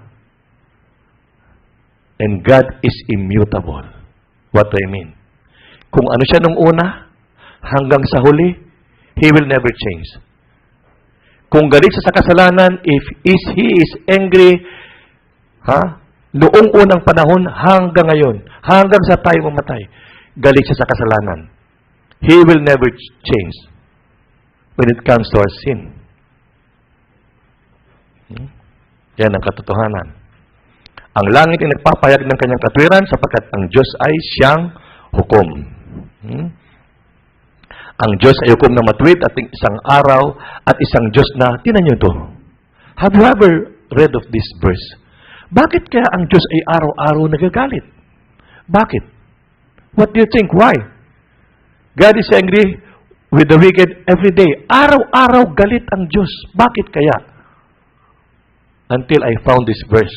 Hebrew chapter 4 verse 13. At walang nilalang na nakukubli sa kanyang harapan, kundi ang lahat ng mga bagay ay hubad at hayag sa mga mata niya na ating pagsusulitan. So what does it mean? Nothing is hidden from God. Lahat sinasabi niya, walang naikukubli. Nakikita niya lahat sa atin. Iniisip natin ang laman ng ating puso, laman ng ating pag-iisip, nakikita niya. Kaya daming makasalanan. Kaya sabi niya, ang Diyos ay galit araw-araw. Galit araw-araw because of the sin that people are committing every day. Araw-araw. Kaya nga po, we don't have the luxury of time. Wala na tayong masyadong mahabang oras. No? Wala na tayong masyadong mahabang oras. At mapapag-aralan natin yan sa mga susunod na araw. Huwag po kayong liliban. Amos chapter 4 verse 12, kaya sinabi niya, kahit ito ang gagawin ko sa iyo, Israel, sapagkat aking gagawin ito sa iyo, humanda ka sa pagsalubong sa iyong Diyos. Kaya ito ang paghandaan natin. Bakit? Lahat tayo haharap sa Diyos. Lahat tayo haharap. Walang hindi rito haharap. No? Ano lang ang pagkakaiba? Lahat tayo, born again, unborn again Christian, saved, unsaved, believer, non-believer, all of us will face God. But what will be the difference? Those who are not born again Christian, you will face God and you will receive punishment. But those who are born again Christian, you will face God, but you will receive what? Your reward, what you have done on earth. Pero lahat tayo harap, all of us. But there will be, difference. Ang Diyos natin tagapagligtas na nagnanais na lahat ng tao ay maligtas at marating sa pagkakilala ng katotohanan. Pero ito ang gusto naman niya. Ang lahat tayo ay maligtas. Kundi, ito ang gusto niya. Kagustuhan ng Diyos ito. Kaya ang tao, hindi ho siya, kaya siya mapupunta sa impyerno dahil gusto niya. Kagustuhan niya yun. Kasi gusto ng Diyos maligtas eh. Di po ba? Ang gusto ng Diyos, maligtas ka. Pero pag napunta ka sa impyerno, kagustuhan mo yan. Ngayon, pag nandun ka na sa impyerno, at nandun na rin yung pastor mo, hindi mo na masisisi yun kasi nandun din siya eh. Yun ang problema. O, nakita mo si pastor mo, ba't nandito ka rin? Pareho tayo, nandito tayo. Why? You have your responsibility to your soul. Ha? Kaya kailangan Kaya dito sa atin, sa Life Word Mission, we read the Bible. We encourage even our youth to memorize the Bible verses. Kaya dito sa atin, napakahigpit. Hindi po ba? Sa Life Word Mission. You study. Sa iba, hindi ka pwede. Doon sa mga kaibigan natin na mga iglesia ni Manalo, hindi ka pwedeng magbasa. You will be controlled. Why? Bakit? Problema, meron tayong sarili nating responsibilidad natin yung sarili nating responsibilidad natin yung sarili natin. Kaya you have to know the truth. Uulitin ko, yung mga taga-bangko hindi naluloko. Because they master it. They will never be deceived. Ganon din tayo dapat. Para hindi kayo maloko, to read the Bible. And that's what we're doing right now. Yan ang ginagawa natin ngayon. No? Now, let's go to, ito pa lang talaga yung simula ang haba ng intro. Halaman na ng Eden. Well, we will talk about what? Evidences. Now, sabi ng iba, halaman na ng Eden, is this true? Totoo ba ito? Nung tinanong ko, natatawa ko dun sa, nasaan ang halaman na ng Eden? Nasa paradise po, pastor. Paradise? Saan ang paradise? Akala nila, ang halaman na ng Eden, ang garden ng Eden, akala nila, hindi nangyari dito. No? Akala nila sa ibang planeta. Parang gano'n ang pagkakaalam nila. Kasi, parang isang myth, no? Isang mitolohiya. Parang napakagandang kwento lang ang halaman na ng Eden. Pero, nakikita natin ngayon, is this true? Totoo ba ito nangyari? Now, Genesis chapter 2 verse 8, naglagay ang Panginoong Diyos ng isang halamanan sa silangan ng Eden at iligay niya roon ang taong kanyang nilalang. So, kung tunay na nagkaroon ng halamanan ng Eden, saan ito matatagpuan? Valid question, right? Saan ito matatagpuan? Nasaan nga naman ito? Now, andito rin po sa Bible ang sagot. May isang ilog, Genesis chapter 2, verse 10, 11, 13, and 14. Isang ilog na lumabas mula sa halamanan ng Eden upang didigin ng halamanan at mula roon nahati at naging 4 na ilog. Now, dun daw sa halamanan ng Eden, may 4 na ilog. Ano yan? Pishon, Gihon, Tigris, at Euphrates. Sinabi sa Bible, there are 4 rivers. 4 rivers. Yan ang sinabi ng Bible. Now, saan yan? Pishon, Gihon, Tigris, at Euphrates. Saan yan part?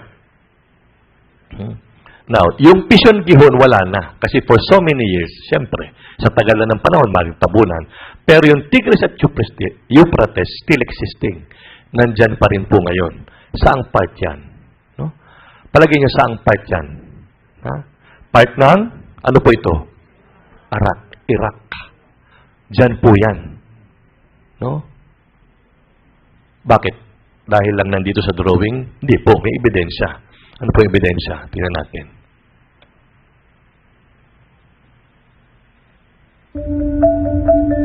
Middle East o Gitnang Silangan. Sa loob ng maraming siglo, nanatiling paksa ng debate ng mga archaeologists, theologians at mga dalubhasa ang tunay na kinaroroonan at kung totoo ba talaga ang sinasabi ng Biblia na Garden of Eden. Ayon sa sinasabi ng Biblia sa aklat ng Genesis, may isang lugar o paraiso kung saan nilagay ng Diyos ang unang mga tao, sina Adan at Eva. Subalit totoo nga ba ang paraisong ito ng Garden of Eden na inakala ng mga tao na isang alamat o mitolohiya lamang? Kung titignan natin ang Garden of Eden, masasabi natin na talagang may physical na paglalarawan kung saan ba talaga ang lokasyon nito. Eksaktong sinasabi ng Biblia na may 4 na ilog sa Garden of Eden at sa katunayan, pwede natin itong saliksikin at puntahan. Ang dalawa sa mga ilog na ito, ang Tigris at Euphrates, ay dumadaloy pa hanggang ngayon sa Iraq. Ang dalawa pang mga ilog na sinasabi sa Biblia ay hindi masyadong malinaw sapagkat wala na ito doon.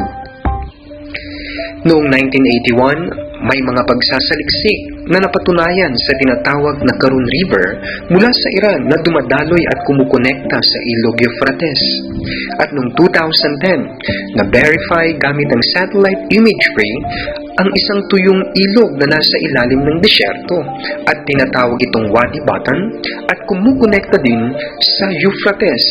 Subalit ang mga ito ba ang siyang binabanggit ng Biblia na Pishon at Gihon? Ang dalawang nawawalang ilog na nakasaad sa aklat ng Genesis. Sinasabi na may isang ilog na lumalabas mula sa Eden at mula rooy nahati at naging 4 na ilog. Kung pupunta tayo sa Iraq, napakalinaw, naroon pa rin ang dalawa, ang Tigris at Euphrates. Gamit ang makabagong teknolohiya, natuklasan na ang Pishon at Gihon na siyang tinatawag ngayon na Karun at Wadi Baton, kaya walang duda na ang Garden of Eden ay nasa bandang Iraq.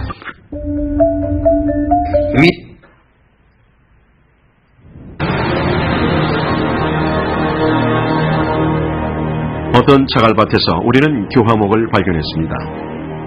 오랜 세월에 걸쳐 나무가 형태는 유지하되 내용물이 규산 성분으로 대체된 말하자면 나무 화석입니다. 나무가 돌로 변했지만 나무의 원형을 간직하고 있는 것이죠. 이들 교화목 가운데 길이가 20m는 실이 되는 것을 찾았습니다. 사막에서 이런 나무가 자랐다는 것은 불가능한 일이므로 먼 옛날 이곳의 환경이 지금과 같지 않았을 거라는 추측을 해봤습니다.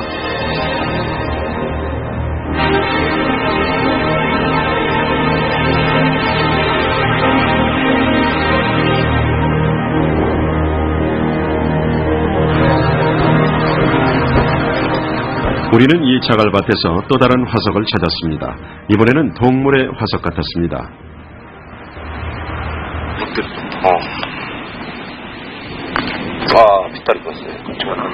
우리가 찾아서 조립한 것은 놀랍게도 공룡의 다리뼈였습니다.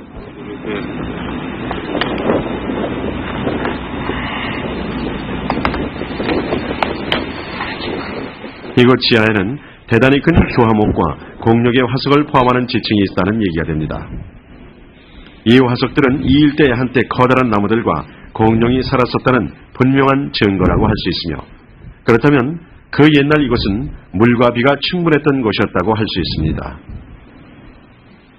우주 공간에서 사하라 사막을 봄으로써 이곳은 한때 물이 풍부했던 지역임을 알 수 있습니다.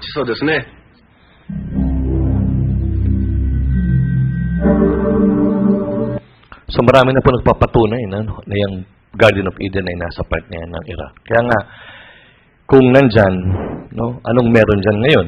Oil. No? Kaya po merong oil dyan at almost 70% ng supply ng oil nagagaling po dyan sa desert. Yung disyerto, hindi naman, it will not become oil. Yung sand, it will never become oil. Even millions of years, hindi mangyayari magiging oil ang sand. But there is something inside, no, deeper that, na merong naging dahilan nagkaroon siya ng langis. No? At dyan po, binagsak ng Panginoon ang Garden of Eden. At nung unang panahon, napakalalaki. No? Bakit nawala ang halaman ng Eden? At naging disyerto. No? Ano nangyari? Ezekiel chapter 31 verse 16, aking yayanagin ang mga bansa sa ugong ng kanyang pagkabuwal, aking ihahagi siya sa Sheol na kasama ng sibaba sa hukay, at ang lahat ng punong kahoy sa Eden, ang pili at pinakamahusay na Lebanon, lahat na nagsisim ng tubig maaliw, sa pinakamalalim na bahagi ng lupa. Sino sa inyo ang gaya ng punong kahoy sa Eden, sa kalwalatian at sa kadakilaan, ibababa ka na kasama ng mga punong kahoy sa Eden, sa pinakamalalim na bahagi ng lupa. Ikaw ihihigang kasama ng mga dituli, na kasama nila nagpatay ng tabak, napatay ng tabak. Ito'y sa Paraon at ang lahat ng karamihan, sabi ng Panginoong Diyos. So, what happened? Ito po ang nangyari. Diyan sa part na yan, malalaki. No? Kaya nagkaroon po dyan ng crudo. Kaya 70% of supply natin sa crudo dyan po nanggagaling sa part na yan. No? Yung sand, it will never become oil. Pero meron siyang nasa ilalim, kaya meron diyang oil. No? Kaya saan po ba yan nangyari? Ito, Garden of Eden, part ng Iraq. So, ang halaman ng Eden ay katotohanan. It is a fact. You know? Biblia ay totoo. Kaya doon sa mga ebidensya na nakikita natin, nagpapatunay na ang Biblia ay totoo. Ngayon, anong aral sa halaman ng Eden? What will be the lesson that we will get from the Garden of Eden? Ano bang lesson ang makukuha natin? Ano ba nangyari dyan sa halaman ng Eden? What happened in the Garden of Eden? Anong makukuha natin lesson? Dito po, inilagay ng Diyos si Adam and Eve. The problem is this. Sabi ng Panginoon, pwede mo kainin lahat ang punong kahoy, maliban sa isa. Lahat pwede mong kainin, maliban lang sa isa. But the problem is this. Kinain nila yon. They disobeyed God. And the rest is history. Alam natin what happened. No? Sina'y pilayas ng Panginoon. At dahil doon, sila'y nagkasala. No? Nagkasala si Adam and Eve dahil sa kanilang pagsuway sa Diyos. No? Ang patuloy na gumagawa ng kasalanan ay sa dyablo, sapagkat buhat pa ng masimula ay nagkasala na ang dyablo. So, anong makukuha natin? Ang kaluluwa na nagkakasala ay mamamatay. The soul who sins shall die. No? Kaya nung kinain nila, sabi nung ahas, sabi ng Panginoon Diyos, huwag itong kakainin. Sapagkat pag kinain nyo ito, tiyak na kayo mamamatay. Ang sabi naman ng ahas, it represents what? The devil. Ang sabi niya, kainin nyo, pwede, hindi kayo mamamatay. Oh. Sinong totoo sa dalawa? Sinong totoo? Yung Diyos o yung ahas? O siyempre, ang Diyos sigurado. Ay, yung ahas kaya. Totoo din, kasi bakit? Hindi naman sila namatay. Di po ba? Namatay. Hindi sila namatay. Pero, iba yung ibig sabihin. Ang Diyos, sinabi niya, tiyak na mamamatay kayo pag kinain ninyo. Pero sabi niya, hindi kayo mamamatay. Tiyak na hindi kayo mamamatay. Pareho silang totoo. Pero anong ibig sabihin ng Diyos na mamamatay? Yung Espiritu. Ang ibig naman sabihin ng ahas na hindi mamamatay, yung kanilang physical na katawan. Hindi naman sila namatay. Kung namatay sila, wala sana tayo ngayon dito. Di po ba? Wala sana tayo ngayon. Kung namatay si Adam and Eve, wala tayo ngayon dito. Bakit? Napatunayan na ng siyensya na tayo ay galing sa iisang tao. Because of XYX chromosomes. Di po ba? Napatunayan na lahat tayo ay galing kay Adan. Kaya, sila ay nagkasala, lahat tayo ay naging makasalanan. Kaya namatay ang Espiritu. Kaya yun ang sinabi ng Panginoong Yesus. You must be born again. Yan ang ibig sabihin nun. No? Now, patay na Espiritu, namatay ang Espiritu. No? Sa pamamagitan ng pagsuway ng isang tao, ang lahat ay naging makasalanan. So lahat naging makasalanan sapagkat namatay ang Espiritu. Dahil sa kanilang pagsuway, naging makasalanan ang lahat ng tao. Now, ito po ay katotohanan. Ngayon, puntahan naman natin yung daong ni Noe. Totoo kayang nangyari ito? Palagay ninyo, totoo nangyari? Genesis chapter 6 verse 13, ang sinabi ng Diyos kay Noe, ipinasya ko ng wakasan ng lahat ng laman sapagkat ang lupa ay napuno ng karahasan nila. Ngayon, sila ay aking lilipuling kasama ng lupa. This happened. Alam po ninyo, ito mga time na ito, ang mga tao ay nagalit ang Diyos. This is the first judgment made by God. Ito yung unang hinukupan sila ng Panginoon sa pamamagitan ng tubig. Nagalit ang Diyos. Ano ba pinagagagawa nila noong panahon na yun? Nagiinuman, nagkikipagkasalan, nag-aasawahan. Sa pamantayan ng tao, in the standard of men, parang hindi kasalanan. Di po ba? Hindi siya kasalanan. Sa pamantayan natin, parang hindi naman kasalanan. Anong kasalanan? Nagiinuman lang, nag-aasawa, nagkakasiyahan. Anong kasalanan? Ano naging kasalanan ng tao noong panahon na yun? Pagkalimot nila sa Diyos. Kinalimutan nila na may Diyos. Nakita ninyo kung gaano ang Diyos ay isang hukom. Nakalimutan nila ang Diyos. Anong ginawa ng Diyos? Ipinasya ko ng wakasan ang lahat ng laman sapagkat ang lupa ay napuno ng karahasan nila. Ngayon sila ay aking lilipuling kasama ng lupa. Now, you know the history? Well, kahit naman hindi kayo nagbabasa ng Bible, kahit yung mga bata, alam ito, Noah's flood. Hindi po ba? Ano nangyari? 40 days and 40 nights. Binuksan ng Diyos ang langit. Pati ang bukal, bumagsak ng tubig. 40 days and 40 nights. So, ano nangyari? Lumubog sa tubig ang buong mundo. No?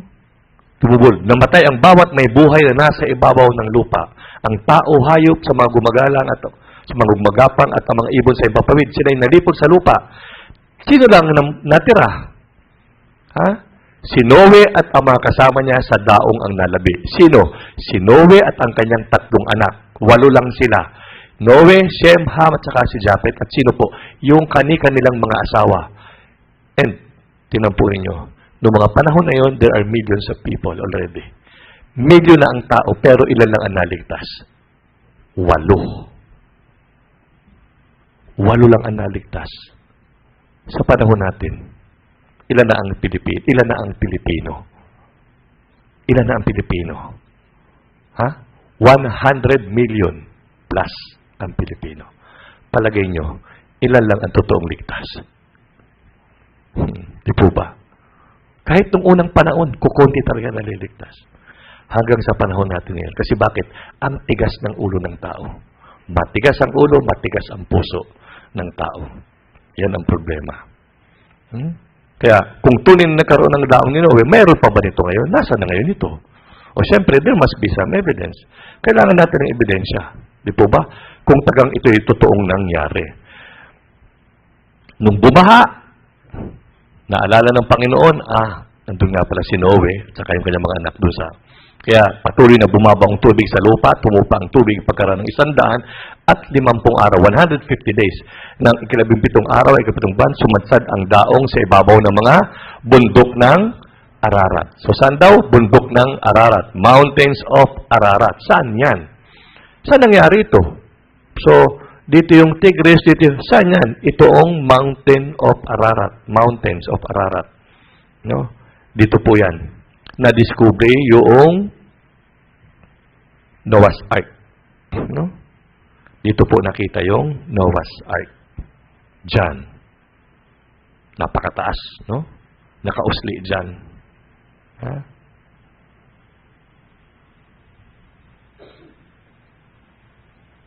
Nakausli diyan. Tingnan natin. Video clip.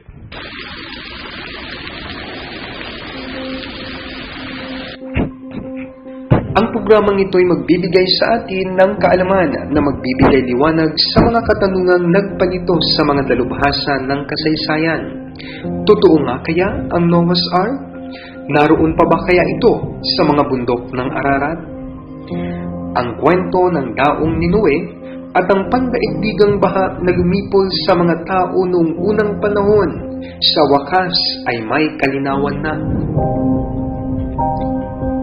Tayo ngayon ay maglalakbay upang hanapin ang mga kasagutan sa mga katanungang ito. Sa kalagitnaan ng 1950s, sa wakas ay nagbigay ang bundok ng kauna-unahang pisikal na pahiwatig para sa ika-20 siglo. Ito ang nagsilbing umpisa ng sunod-sunod na makabagong pagsisikap upang matunton ang sikretong kinaroroonan ng daong ni Noe. Isang French demolition engineer na ang pangalan ay Fernand Navarra ay unang naging interesado sa daong. Iniwan ako ng mga British guide sa ibaba pa lamang ng bundok, kaya't nagsumikap ako magpatuloy ng mag-isa.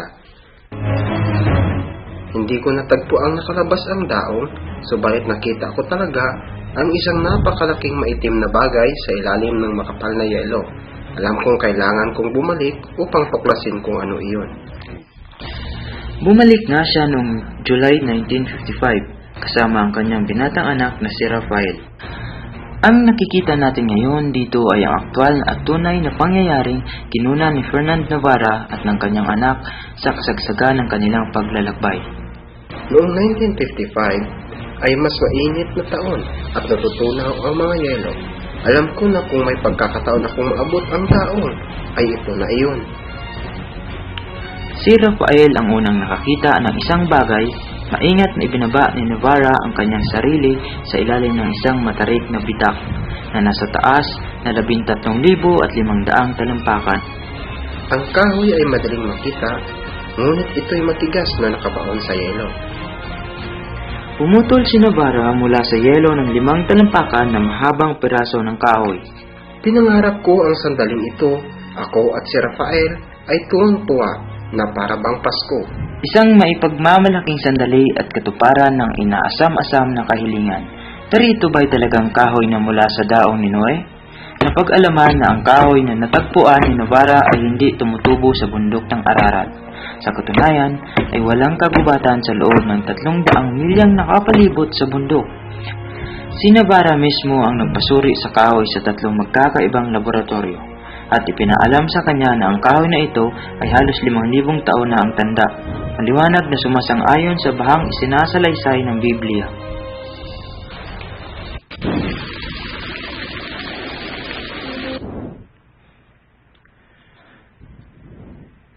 So po nakita yan sa Mountains of Ararat. No? Nakita po yan at hindi lang ilang tao nakakita, napakarami. Now, may isa pang nakalagay dito sa Bible na kumisan ang hirap ng paniwalaan. Bakit? Paano mabubuhay ang tao na mahigit na 900 taon? Di po ba? Kaya yung iba, hindi basta-basta naniniwala sa Bible. Ang hirap nilang paniwalaan. Kasi bakit nga? Pero mo, 900 years. 900 years. Parang, isa panahon natin, ilan na lang? Total na lang. Total na lang ng 900. Alam niyo yung pinakamatandang nabuhay? Ha? Sino yung pinakamatandang nabuhay? Genesis chapter 5? Methuselah. 969 years ang tao. Pinakamatandang nabuhay. Si Methuselah. 969 years. Ngayon, 69 na lang. Total na lang tayo. Ito na lang ang aabutin natin. Ngayon, kung hindi natin alam, yung nakasulat sa Bible, hindi natin alam, explanation, scientific explanation, it will be very hard for you to understand. Di po ba? Kaya nga, sinasaliksik natin ang Biblia. Para bakit? Malaman natin, bakit noong unang panahon kaya nilang mabuhay ng 900 years, pero sa panahon natin ngayon ay hindi. There is a scientific explanation to that. No? Meron pong scientific explanation. Ngayon, ang buhay ng tao, 116, pero yung mga lola-lola natin, ako yung lola ko nabuhay, 122 din eh. Pero sa panahon natin ngayon, imposible na po ito eh. Di po ba? Malabo nang mangyari sa atin ito. Ngayon, ano nangyari? Bakit nabuhay sila ng ganoong katagal? Genesis chapter 1 verse 7 said, Ginawa ng Diyos ang kalawakan at binukod ang tubig na nasa ilalim ng kalawakan mula sa tubig na nasa itaas ng kalawakan at ito ay nangyari. So ano ibig sabihin? Ginawa daw ng Diyos ang kalawakan, sabi ng Panginoon.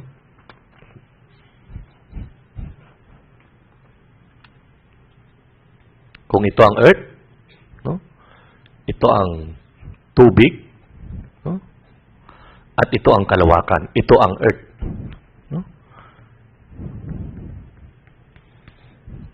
Yan ang sinasabi. No? Hiniwalay niya yung tubig na nasa itaas. Sabi at ito ay nangyari. Above water layer, ano nangyari? Firmament below water sea. Ano nangyari? Anong purpose? Bakit po ganyan ang design ng ating mundo? Bakit po design? Bakit ganyan ang purpose palagay nyo? No? Bakit po may tubig tayo dito palagay ninyo? Bakit po ito yung naging ano? Ito kasi water. Anong purpose itong water na ito? Para po yung sun rays hindi direktang tumatama sa ating earth. Kasi meron pong harmful rays na tinatawag. Yung inilalabas ng araw. Ano yun? Yung UVR, ultraviolet rays. Yun na nakakasira sa ating balat. No? Actually, nakaka-cancel nga yun eh. Pag nakabilad ka sa araw lagi, nasusunog tayo, di ba? Kaya kita mo yung mga construction worker. Kita mo, pagka yung balat, sila yung, di ba pag pinagtabi mo yung nag-uopisina at yung construction worker, pareho sila ng edad, makikita mo yung pagkakaiba nila. Bakit? Yung exposed lagi sa araw, no? Nasisira ang balat. No? Nangingitim, nasusunog. Lalo na ngayon. Bakit? Noon, ganito ang design ng ating mundo. Merong tubig. Bakit? Ito ay ginawang protection. Ito ang protection natin. No? Ano ibig sabihin? Bakit mahaba ang buhay ng tao noon? Perfect ang condition. The condition is very perfect. Wala pong ulan noon. Walang ulan. Bago umulan yung bumaha kay Noe, walang ulan. Hamog lang. Only mist. No? Hamog lang. Wala ulan. Kaya ang lahat ng bagay noon malalaki. Nakapunta na ho kayo ng Davao? Sino nakarating na ng Davao? Wala pa. Hindi ba? Ang gaganda ng... Kasi bakit? Hindi masyadong umuulan sa Davao, di ba? Hamog lang. Paggabi lang siya, parang uulan siya ng konti. Tapos kaya ang lalaki, ang sasarap ng prutas, ang lalaki. No? Nung unang panahon, wala talaga. Kaya malaki, perfect ang condition. Kaya ang buhay ng tao mahahaba. Pero ngayon, bakit umiksi na? Kasi nga, noong ibinagsak ng Panginoon, during the time of Noah's flood, bumagsak ko ito. Ito ang ibinagsak ng Panginoon. Nawala po ito. Ito ang ipinaulan ng Panginoon. Hindi lang ito, pati yung tubig na nanggagaling dito yung tinatawag na bukal. So ano nangyari? Lumubog ang mundo, ang buong mundo. Ganyan po ang nangyari noon. Noon, kaya nito panatilihin ang katamtamang temperatura para sa lahat nilalang na may buhay. Kaya mapapansin niyo ngayon, pag nakikita niyo, di ba? Kunyari may ulam kayo, naiwan nyo, hindi nyo nilagay sa rep, ano na nangyayari? Napapanis, di ba? Because of that harmful rays. Ganun po yun. Pero nung unang panahon, napakaganda ng panahon. Kondisyon, napakaganda. Perfect condition. Kaya ang buhay ng tao, but after Noah's flood, umiksi na ng umiksi. Lalo na sa panahon natin ngayon, pollution. Grabe na, sinisira natin, no, ang ating kalikasan. No? At sa mga susunod na araw, makikita nyo what's happening. Ano nangyayari sa ating mundo. Makikita ho nyo rin. Kaya, noon, ang lahat ng bagay ay malalaki, hindi lamang puno, kundi ang mga tao. At may nakitang, alam nyo ba yung fossil? Yung, alam nyo yung bumagsak sa lupa, tapos natira siya, namatay sila, pero nandun sa, may bakat. No? Bakat nakikita yan ng fossils. Ipis, butterfly, ang lalaki. Yung hipon, 2 metro. Crocodile, buaya, 15 metro. Baka, 9 metro. Ito nakakatakot, daga. 2.5 metro. Grabe. Laki, no? Footprints. Biruin mo, kung may daga dito, 1.5 metro. Wow, siguro takbuhan tayo. Baka iba sa inyo, nagdulong-dagan sa bintana. Di ba? Biruin mo yung laking daga. Ang laki niyan, no? O, nakakuha ng ganung fossil, no? Yung tutubi. No, 1 meter ang haba ng kanyang pakpak. Imagine mo kung ngayon nangyari yan at hinuhuli ng anak mo. Makikita mo yung anak mo, dala-dala ng tutubi. Inilipad dahil ang laki. Di ba? Kasi doon, nanguhuli tayo ng tutubi. Imagine mo kung meron tutubing ito ngayon. Makikita mo, yung anak ko. Dala-dala ng tutubi. Mas malaki siya sa anak mo. Hindi po ba? At doon, hindi lang pati hayop, hindi lang insekto, pati ang lahat ng bagay malalaki. At hanggang ngayon, actually, meron pa ito. Sa Sequoia Park. No? Ganyan kalalaki. At sabi nila, yung isang ganito raw, kayang magtayo ng ilang mansyon, maraming mansyon. Isang kahoy na ganyan, napakalalaki at napakatitigas. Hindi lang kahoy, pati ang mga hayop noon. No? Ang mga hayop ay malalaki. Leviathan. No? Pati tao ang lalaki. Ito, replica from a giant skeleton found in Egypt. Why? Because perfect ang condition. Meron pang takip noon. Pero ngayon, wala na. Kaya magmula nung Noah's, after the flood, bumaba na ng bumaba, ito na ang buhay natin. Ito na. Ito na tayo ngayon. Panahon natin. Ito na tayo. Pababa pa tayo ng pababa. Hindi po ba? Ang daong ni Noah ay katotohanan. It is a fact. Ito tayo totoong nangyari. So, pagdududahan pa ba natin ito? Are you still in doubt? Wala na? Duda pa kayo? Uulitin pa natin. 4 na araw pa tayo eh. Tingnan natin kung hindi pa kayo maniwala. Sample pa lang. It is a fact. Ang Biblia ay totoo. Bible is true. So, anong makukuha natin? Anong aral ang makukuha natin? Sa daong ni Noe. Noong unang panahon, millions of people were drowned. Bakit? Matigas ang puso ng tao. And this ark is a shadow of Jesus Christ. Alam mo ninyo, ito ay shadow, ano nga yan sa Tagalog? Anino ni Jesus. Bakit to? Bakit to? Nung panahon na ito, tinatawag sila, pasok kayo. Guwa, hindi nga, pinagtawanan pa nga nila si Noe, hindi po ba? Pinagtatawan at marahil sinasabi nila, ito si Noe may pagkaganon. Bakit? Biro mo gumagawa ka ng arko, nasa itaas ka ng bundok, wala pang ulan.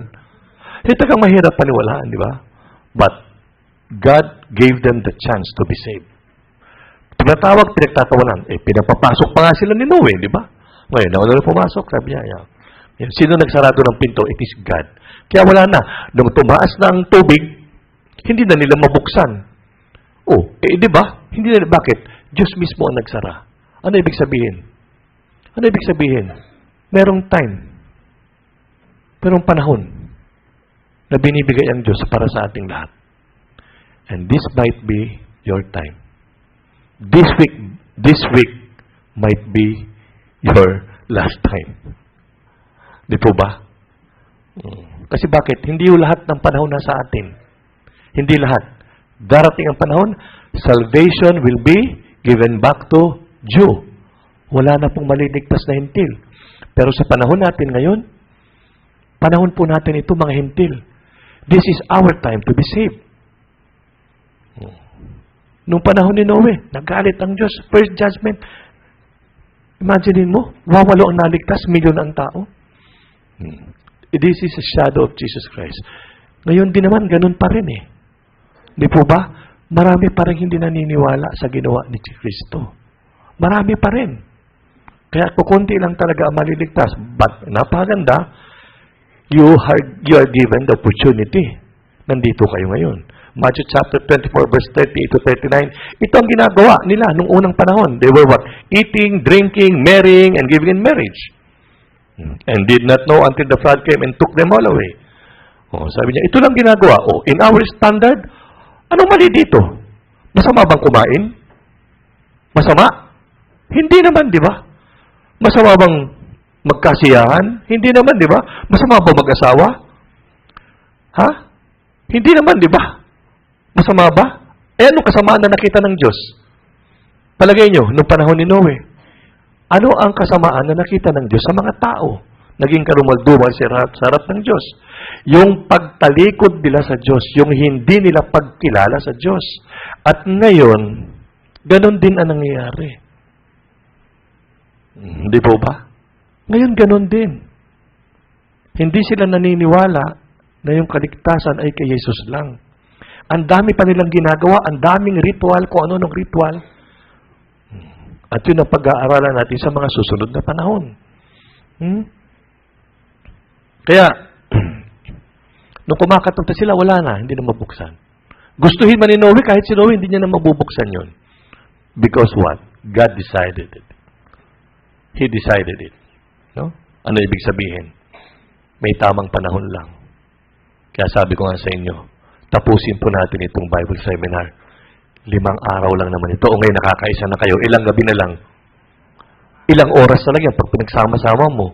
8 hours na lang. Oh, can you compare that to eternity? Incomparable. Gatinga lang. Di po ba? Gatinga lang. Oh. At ito po yung napakagandang opportunity sa inyo. Baka yung mga Katoliko bukas hindi na kayo bumalik, ha? Nasa sa inyo pa rin yan. Hindi naman namin kayo mapipilit.